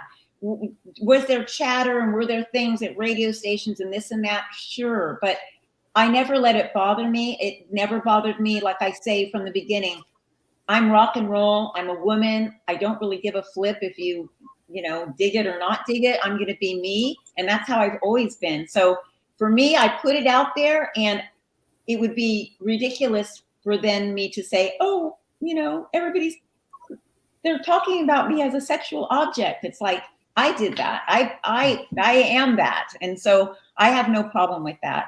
I have a really big heart, but I love to roll around on the floor too. So. Hey, Lorraine, I got to tell you right now, you know, if it was between you and Stephen Piercy and, you know, Playgirl, I'd spank you in a minute. Just saying. Thank you. I'm honored. So honored. Thank you so much. And, you know, and look, Stephen didn't do much for me. Well, I have stories about Stephen. I mean, we all do. Not for myself, but you know, I lived with 2 girls that were not musicians when I was living in LA, and I mean, it was a revolving door for those girls of rock stars in our place. I would be at rehearsal, and I mean, there was all sorts of stuff going on. I have stories to tell, but I'm not that kind of girl. I'm a girl. Girl, bring it out! Come on. So, I'm a girl. Nope, I've got secrets. I've got my own secrets too. But anyway, wait till we get on that boat. I'm gonna make that thing come out. Yeah, I have a lot. People hold their secrets with me. I'm really loyal friend, so I have a lot of secrets. But I will tell you that I get messages a lot from guys that are now, like, you know, in their 40s or mid 40s, that I was the girl on the wall or the Kleenex box and all this stuff. You know, I mean, I hear that a lot. I hear that there was some guy that messaged me the other day that said, oh my God, Friday nights and underage drinking with Lorraine Lewis and Femme Fatale on MTV, like it was the best. And I'm flattered and honored. I mean, look, if I could have been a part of your boy experience, like, hell yeah, thank you so much. That's awesome. You were part of mine. I got to say that right now. I'm like, oh my God. Tony even goes, oh, I can't grow boobs. Nice. Go ahead, Angel. One more fan question in this segment, bro. They're called transplants, Bobby. Next question. Will Vixen? You know what the hell I meant. Lorraine, thank you for not giving my. But speaking of things that are extensive, question from John: will Vixen do an extensive club or theater tour? Hi, John. Gosh, I sure hope so. You know, Vixen will play where Vixen is wanted. I will play anywhere. We're not stuck up about it. We just want to be with the people. You are our people. You are our tribe. So I just want to get out there, and we will do club dates. You know, we break off every once in a while. We'll be doing a casino. We might do a big venue, or we might do a big festival, and then club dates along the way. I mean, that's a great way to do it. So I hope we see you out there show up. Let's do this. And thank you so much for the question. I love all you guys for showing up and having questions. This is so much fun. Absolutely, 100% for sure. Fans, it is last call for alcohol, though, because we don't want to chew up all of Lorraine's evening, even though we know that we could. So, fans, it is last call for alcohol. Make sure you pump those questions into the comments so that Angel gets to them when we kick it back for that final segment. And we are going to spin around the table a little bit and have a little bit more fun with Lorraine. But that's the deal right now. Last call for alcohol for fan questions and comments. Shoot them in now, guys. Steve, let's bring you back in, man. You've been more than patient. Okay. So there's a couple questions here because I've been more than patient, as you said. So the first question is, do you sing in the shower? Is that from you? Yeah. That's a great question. Steve's in the shower a lot. Yeah. I don't sing in the shower, but I do use the shower and the water. Like I like to get the bathroom really steamy. Right. Because I go in there and it's it's that kind of stuff. Right. Is that moist? What? No, I'm just sorry. Bad Shush, bad, Bobby. Mute him. sorry. Oh, did that sound sexual? Anyway, no, it's vocal routines. It's vocal warm-ups to get the moisture in your throat and just like breathe. So I do those kinds of things. And then I will say I don't regularly like sing in the shower, but if I'm working on a song and I want to make sure I can get those highs, bathroom is the perfect place because the acoustics are great in the bathroom. So when I'm mapping out a song and making sure I can hit all the notes, I'll definitely go to the bathroom and like close the door and let the neighbors hear whatever and try to work my runs and everything because it's got great acoustics. Great question. Next question is, when you're not doing Vixen, you're not working on the, TV shows and spending time with your hubby. Do you have any hobbies? Like, do you like to do anything outside? Dogs. I love dogs. So Yay! We all love dogs. Yeah. Showtime. Give me. Hold on. I'll go get my dog. Give me a little bit of time, Steve. All right, hold on. yeah, I'm Oh amazed. my God, Steve's got the best dog ever. We love Dime. Where is he? Probably hiding. Well, he's probably Steve. hiding from Steve.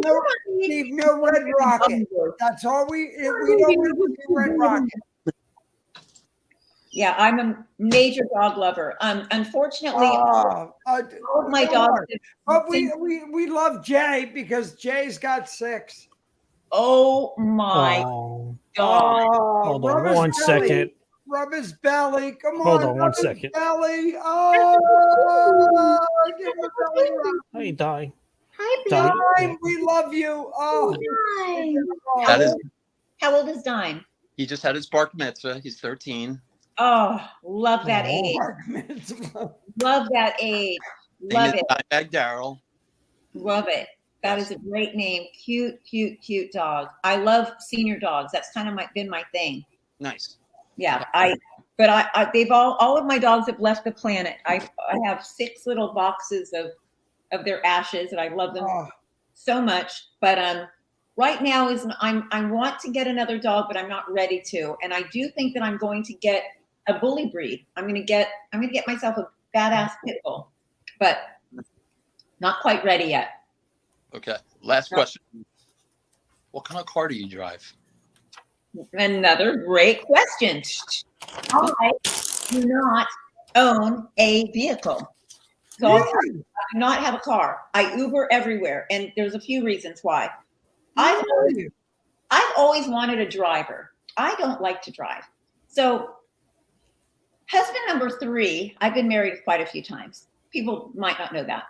I used to have a driver with husband number 3 and I loved it. But yeah, I'm not a great driver.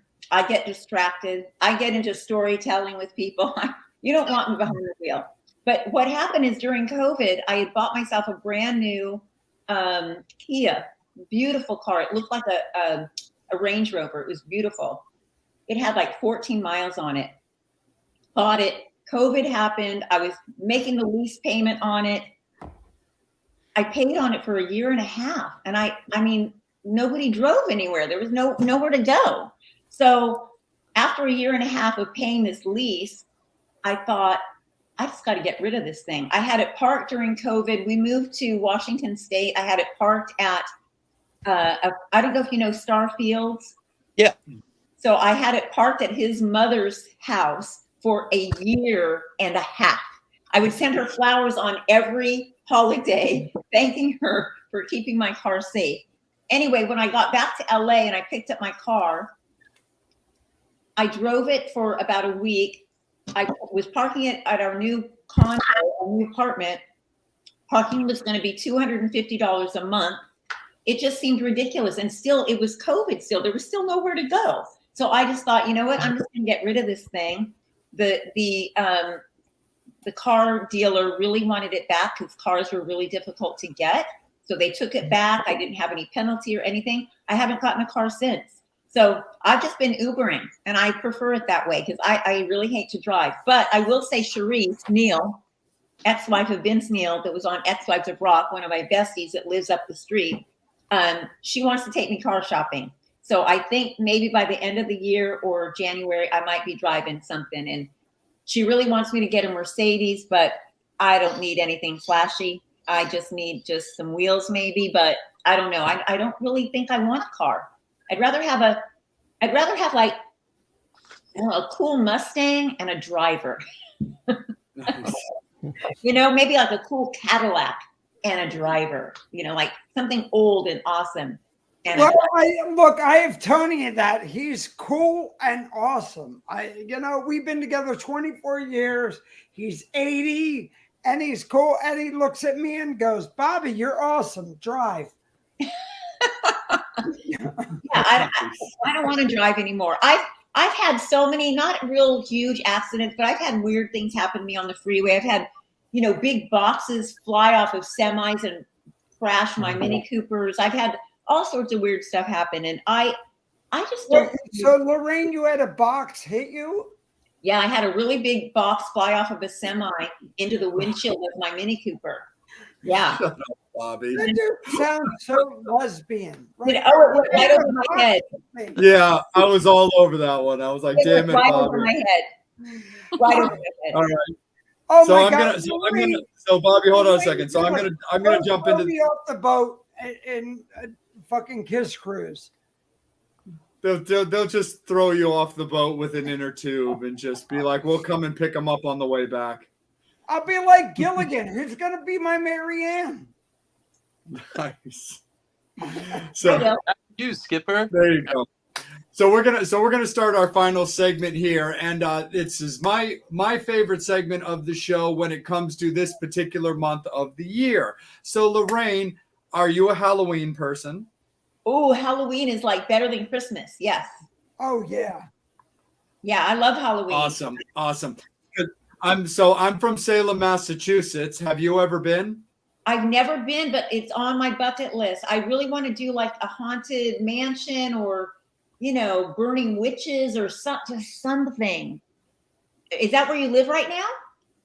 No, I currently live in Maryland, but that's where I'm from. And I went back about a month ago to hang out for a little while. My buddy Ron and I flew up for a few days, and then we came back, and so that was great. But yeah, whenever that's looking like it'll be a thing, let me know, and I will give you a laundry list of things to do. Oh, I really want to do that. Lorraine, I got to tell you, the four of us are kind of like the bad gay version of Blair Witch. I love that movie. That movie freaked me out. Holy cow. Well, that's what we are. We're like that meets Jason. What?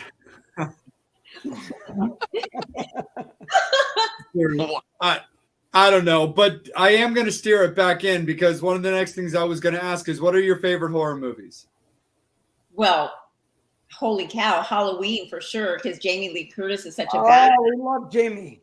Yeah, I love Halloween. I was not a fan of The Exorcist, although I've watched it many, many, many times. The Omen?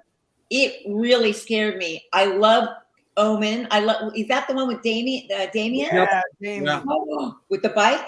Yeah. Oh, those are so good. The classics are so good. The classics are so good. I only saw Scary Movie. Is that the one with what's the one with Lindsay Lohan in it? Yeah, Oh, sounds about right. I'm more terrified of her driving, but yeah. Wait, and you know, Friday the 13th part, what was it? Freddy part 2 was the gayest one ever. I love all the classic old movies. I haven't really gotten into the new ones. I mean, I used to watch a lot of like the murder stories, like on Dateline and stuff. I was obsessed with that stuff. I really liked that stuff. It was like a way to like calm down and enjoy your weekend on a Saturday night. Watch Black Phone, the new movie that came out a while ago, The Black Phone. Oh my God, most fucked up movie ever. I don't think I can do that anymore because I really started watching these, like, you know, and they're just so sad and they're so awful. Oh, this is 1978. Reminds you of Jay. I started to feel like this isn't really good for my spirit. I just started, you know what I mean? I sort of felt like this is kind of this is kind of icky. And I don't know why I'm so into these, but I'm going to stop. So I actually don't even watch television anymore, to be honest with you. Lorraine, I'm so going to take you on the cruise, and you and I are just going to be, I'm going to be like, bitch, stop. We're going to be besties on the cruise. Come on. Look, I got Ted to sign my guitar. I know. I can get Ted to do this. You and I are going to have fun. We're going to be besties. Yeah, I have a television in my place, but I only have it for guests because I do Airbnb my place occasionally. But I haven't turned this thing on once. I've been here since December. Lorraine, I got to ask you this. If you're doing an Airbnb, have they left any weird things in your place? Yes. In the property in Washington, this is gross. Someone, when my housekeeper went, she said, well, two things were weird. She found bacon behind the bed, like bacon. She could smell bacon. And she was like, I don't know why there's bacon behind the bed, but there's bacon behind the bed. And then the other thing was someone had completely urinated in a cow. And all I could think of was that they were super, super drunk and partying, and maybe someone else was in the bathroom and they didn't know what to do, and so they peed in a towel. But I'm sorry to be so disgusting, but you have. No, you're all good, girl. No worries, for sure. But Angel, let's bring you back in for some more fan questions before we cut Lorraine loose for the evening. Lorraine, we can't thank you enough for spending such a good chunk of your evening with us. So much fun. But we really appreciate it. And I promise I won't be in your towel on the thank you. I had no idea what I was getting into. So thank you so much. You've been very, very to our world. fun. Absolutely. Are you cool to be hit with a couple more fan questions before we cut you loose? Yeah, absolutely. Awesome. Okay. Go ahead, Angel. Take it away, bro. I'm going to start from the bottom because I'm too lazy to go back to the top. I love the top. There's a joke there. I know. Yeah. Okay. Everyone's offering to be your driver. Oh, here's a good question. Denver, you got a driver in Denver. Christopher Carroll has offered to be a driver. Christopher Carroll, Cece, I love you so much. I love that. I have experience technically, right, Jay? I mean, Pretty Boy Floyd, Autograph. I got Lost Driving Dump, but I got them there on time. Let's do that. Yeah. I know. I'm always like, get her to the Greek. Yeah. Yes. You know that. Yeah. Love that movie. Yes, love that movie so much. Jeannie has enjoyed your cameos and she hopes it continues. Any standout request on Cameo? You know, everybody's kept it really nice and clean. That's all I can say. It's basically birthday wishes and, you know, just people wanting to hang out and get a shout out for an anniversary or what have you. I usually have a cocktail to toast everybody because, you know, you just got to cheers every once in a while. But yeah, the cameos have been really fun and I love it that people are even digging me doing that. I mean, mine are not as over the top as Sebastian Bach's, but they come from a place of heart and soul. And someone wants to know: have you ever recovered your stolen clothes? I did not. Thank you for asking. No, I never got any of my cool rock clothes back. And if I promise I'll give them back. If I see you wearing that jacket on the cruise, Bobby, we're going to have it out.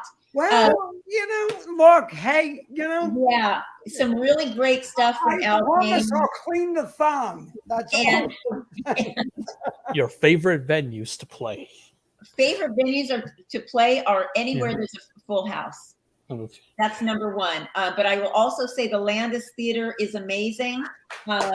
in Jersey, yeah. The Landis Theater, they treat us so well. But all the festivals, the summer festivals. But yeah, main thing is a full house. I will play in your living room if there's a full house. Well, And we can work that one out. Wait, I got a good friend who does acoustic events here. Bobby's a riot. Bobby's a fucking riot. that's why we love them. Yeah, I know. I have no idea how funny he was. on the cruise, but we'll talk about a couple things. We would love to have you do an exclusive for the Metal Summit. Let's do it. Count me in. Britt and I and Julia might be doing an acoustic thing over at the Beverly Hills Hotel, like a regular thing. That's going to be cool. We're talking about that. I'm getting in on the 26th. What day are you getting in? Like I say, I take one day at a time. I have no Get idea. in on the 26th, and we're going to the Limelight and Rainbow that night. Oh, I love the Limelight. Yeah, I have no idea when I'm getting in yet. Check with me the week, like a few days before the All cruise. right. Look, and I'm your photo bitch for the whole trip. I love it. I love it. Everybody's got to have a bitch. Yeah. I All right. am I'm the the fan bitch. bitch, and I got some more questions to get to. Yep. Go for it. Absolutely. So we're gonna mute the Empress for a second, and we're gonna kick it back to Angel. What do you do to prepare for a show? Gosh, there's so much I do. First of all, I do vocal warm-ups every day. It's a part of my routine. It's just something I do. It's to keep my voice in shape. I do vocal warm-ups. Nee, nee, nee, nee, nee, nee, nee, nee, nee. I do all that stuff, go up and down the scale. I do that all the time. I also make sure that I have my clothes in order, because there's nothing worse than getting to a gig and you didn't bring your cool stuff. And hell no, I'm not going to go out in my pajamas, but I would if I had to, but I don't want to. So I need to make sure that all of my stuff is there. I need to make sure all of my gear is there. I need to make sure that my in-ear is in my backpack and that I don't leave that behind. So there's like a checklist of things. I make sure that my skin looks good. I make sure my hair is good. I mean, all the stuff, it's all mental. So there's a lot of things that come into play before I go rocking out on stage. And I also do not talk before I go out on stage. So show day, if you see me and you think maybe I'm being snobby, I'm not really being snobby. I'm saving my voice for you for when I get out on stage, because talking a lot, and as much as I do, and with TV and the interviews that I do with TV, I talk a lot and I'm energetic because I need to get my people to be energetic. So I amp them up like this, and you give a lot. So I have to really dial it back. So show days, no talk. The girls know, no talk. And that's just how it is. So those are my rituals. And then before we go out on stage, we all do a shot of something yummy. But I don't actually drink it. I kind of just bring it up to my lips, because alcohol can dry out your vocal cords. So I don't usually have a cocktail till after the show. Because with the voice, it's very tricky. You go to different places and the climate can be really dry and hard on your voice. And then you can be someplace like Nashville where it's really moisture's in the air. Those are my best shows where there's a lot of moisture in the air, but I have to baby my voice a lot. Yeah. So Lorraine, what do you bring up to your lips? It's usually Maker's Mark. Okay. And me, it's McAllen 18 or Tony. And I got to follow that up with another fan question. Exactly. Yeah. Sorry, I got to Angel. keep a straight face. That's okay. I'm used to it by I never now. have a straight face. You know that. Bobby hasn't had a straight face since the 90s. Like, Mike, I'm getting to your question now, Michael. Is it possible for all members, past and present, to do a show paying tribute to the band's history and paying tribute to Jan? I love that idea. We've never really talked about doing anything like that. I mean, look, the legacy of Vixen will live on forever and ever as long as I can keep it going with the girls, and as long as the fans show up. And we haven't talked about doing anything like that, but I would be down for that in a second if that turned into something real, for sure. I mean, you know, Vixen's an iconic band, you know, I mean, trailblazers. So, you know, I'm just lucky and happy to be a part of it. Gosh, you got offers for drivers at Minnesota, Vegas, Denver. A lot of offers for drivers. I love that. Thank you so much. This is like the Uber Summit.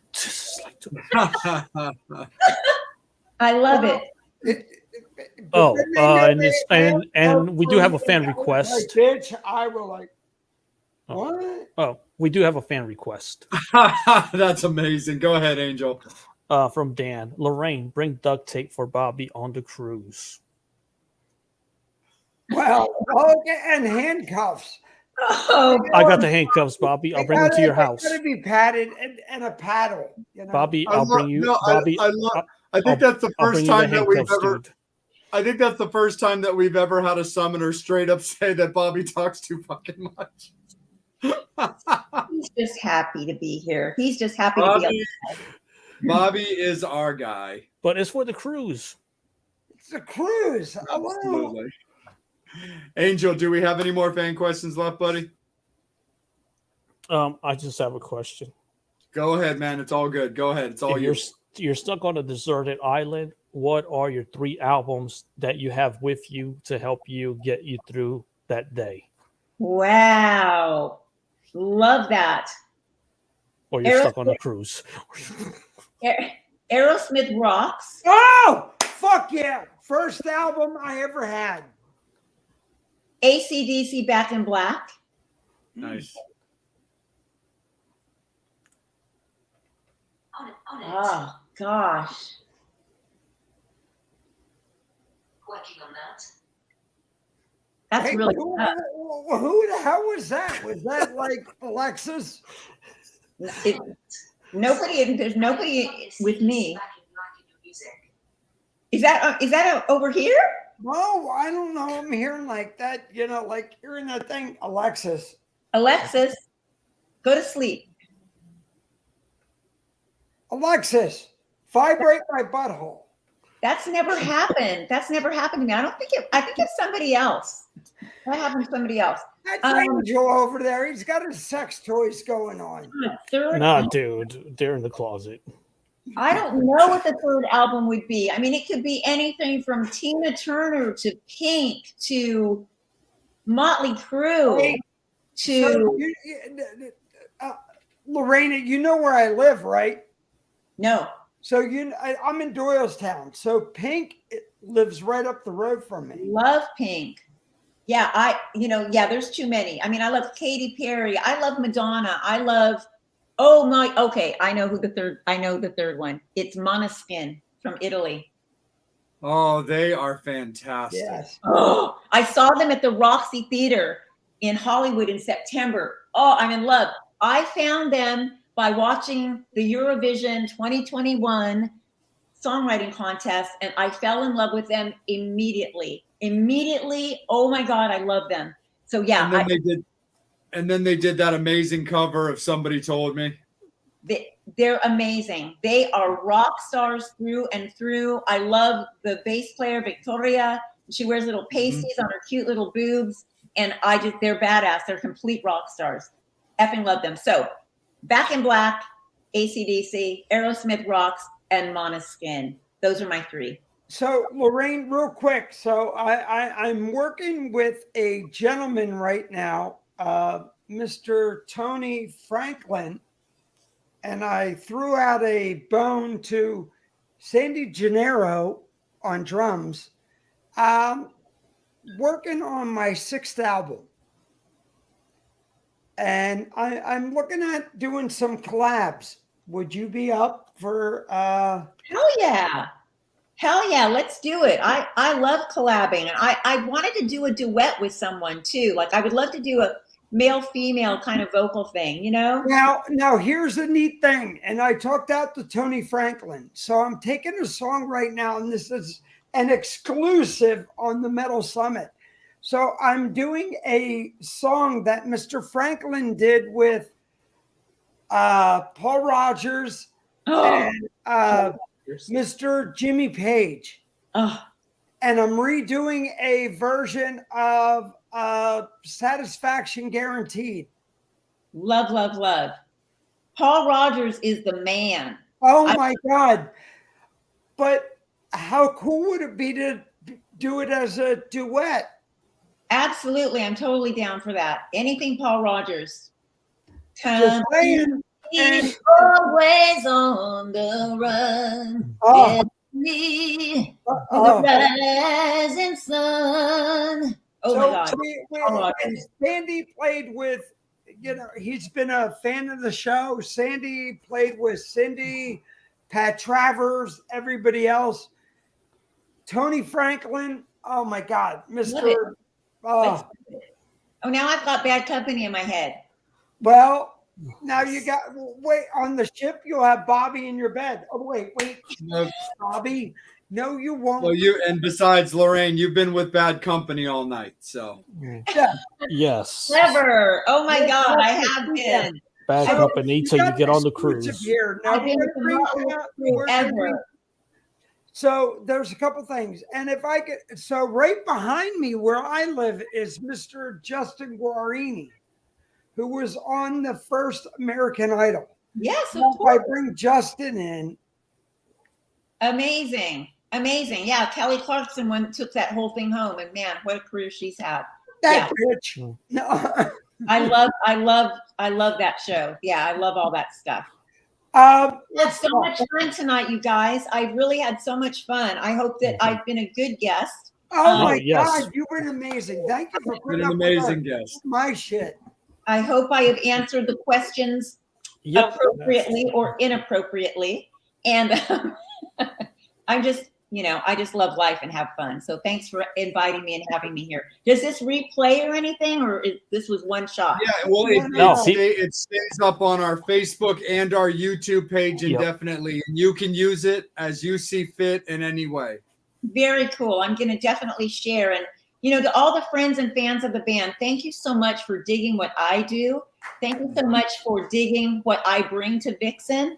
I know that I am not the original singer from 30 years ago, but you have embraced me and you have loved me and you have been rocking with me. And I really, really thank you from the bottom of my heart for giving a flip and showing up at the shows and just digging me for what I am and what I do. I mean, I'm not perfect. I'm not a perfect singer. I'm not a perfect anything. I'm not a perfect person, but everything comes from my heart and my soul. And I am there and I am with you and I feel you and I love you. And thank you so much. Hey, Lorraine, before you go, we have to thank Mark Weiss. Thank you so much, Mark, for coming in. Steve, we love you to death. Angel, Jay, guys. Angel, Jay, you guys are rad and Oh awesome. my God. And Lorraine, thank you for putting up for my crap. And hopefully you can deal with me for October 29th to the 3rd. But I will get good photos of you. You will get good photos of me. I demand it. Yeah, and Andrew in the UK, it's 4:00 in the morning in the UK. Thank you for staying up, dude. Andrew, that's hot. So we also want to invite the Metal Summoners. So keep in mind, fans. So we want to invite you to our upcoming amazing episode. So the cruise is going from October 29th to the 3rd. So we want to extend a special invitation for you guys to join us on the Metal Summit on the 4th for Bobby's funeral episode.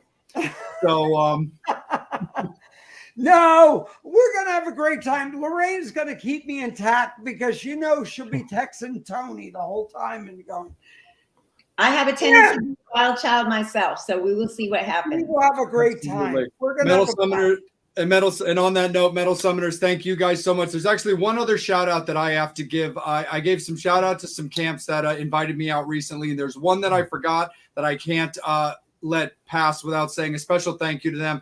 So anybody that's familiar with me knows my obscene love affair for Typo Negative and what Peter Steele meant to me.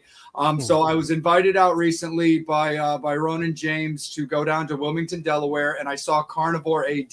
For anybody that's not familiar, Carnivore was Peter Steele's band outside of Typo Negative. Well, Carnivore AD basically pays a tribute to the legacy of Peter Steele by performing both Carnivore songs and Typo Negative songs with their lead singer, Baron, who very, very much performs and does look like Peter Steele. And Baron was a very, very genuine guy. And thank you so much to Baron and Ronan for having me out to Carnivore AD. And long live Peter Steele. And thank you guys all so much. And to turn it back in, Lorraine, thank you so much for spending your evening with us. Before we go out, and I got to give a big blast out to the guy Jesus who Christ. is Brad Lee. Happy birthday. Thank you so much for everything you've done, Brad. Yeah. You know, look, if it wasn't for you, the four of us probably would have never met. So, Brad, happy birthday. Thank you so much. Angie, love you. Thank you. Absolutely. Lorraine, where can you be found if fans are looking? Oh, please come follow me on Instagram. It is at Lorraine Lewis Rocks. Please come follow me. I'm hoping to see more followers in the morning. Yes. Also, my website is lorraineLewisRock.co. You can find all sorts of swag, Lorraine Lewis t-shirts, music, and you can follow my TV career on there as well. It's a website that was put together by none other than Britt Lightning. She's an amazing person. She's like a Renaissance woman. So she did my website, and it's rocking and it's cool, and you can get some swag there and keep up to date with what's going on with me and all things Lorraine Lewis. Sounds great. That is amazing. Fans, thank you guys so much. Make sure that you're following Lorraine and all that she's doing. A lot of love goes out to, of course, the ongoing legacy of Femme Fatale, but make sure that you're getting out to her to support her and everything that she's doing with the Vixen girls, keeping that amazing legacy going alive. Thank you so much. Make sure that you're following Angel Alamo, Bobby at BobbyDreyer.com, myself at JustARNRJunkie.com. And just a R&R junkie on Instagram, and of course the real Psycho Steve. We appreciate you guys so much. Next week's announcement is coming out on later this week. We really look forward to that, and we look forward to you guys every single week. This show is for you, it's about you, and we keep wanting to deliver it for you. So thank you guys so much. Keep enjoying your October. It's Halloween season. Horns up, fangs out. We will see you guys next time. As always, you've been watching the Metal Summit. Yeah. Woo! Good night. Oh my God. Bobby. Oh my God, Lorraine,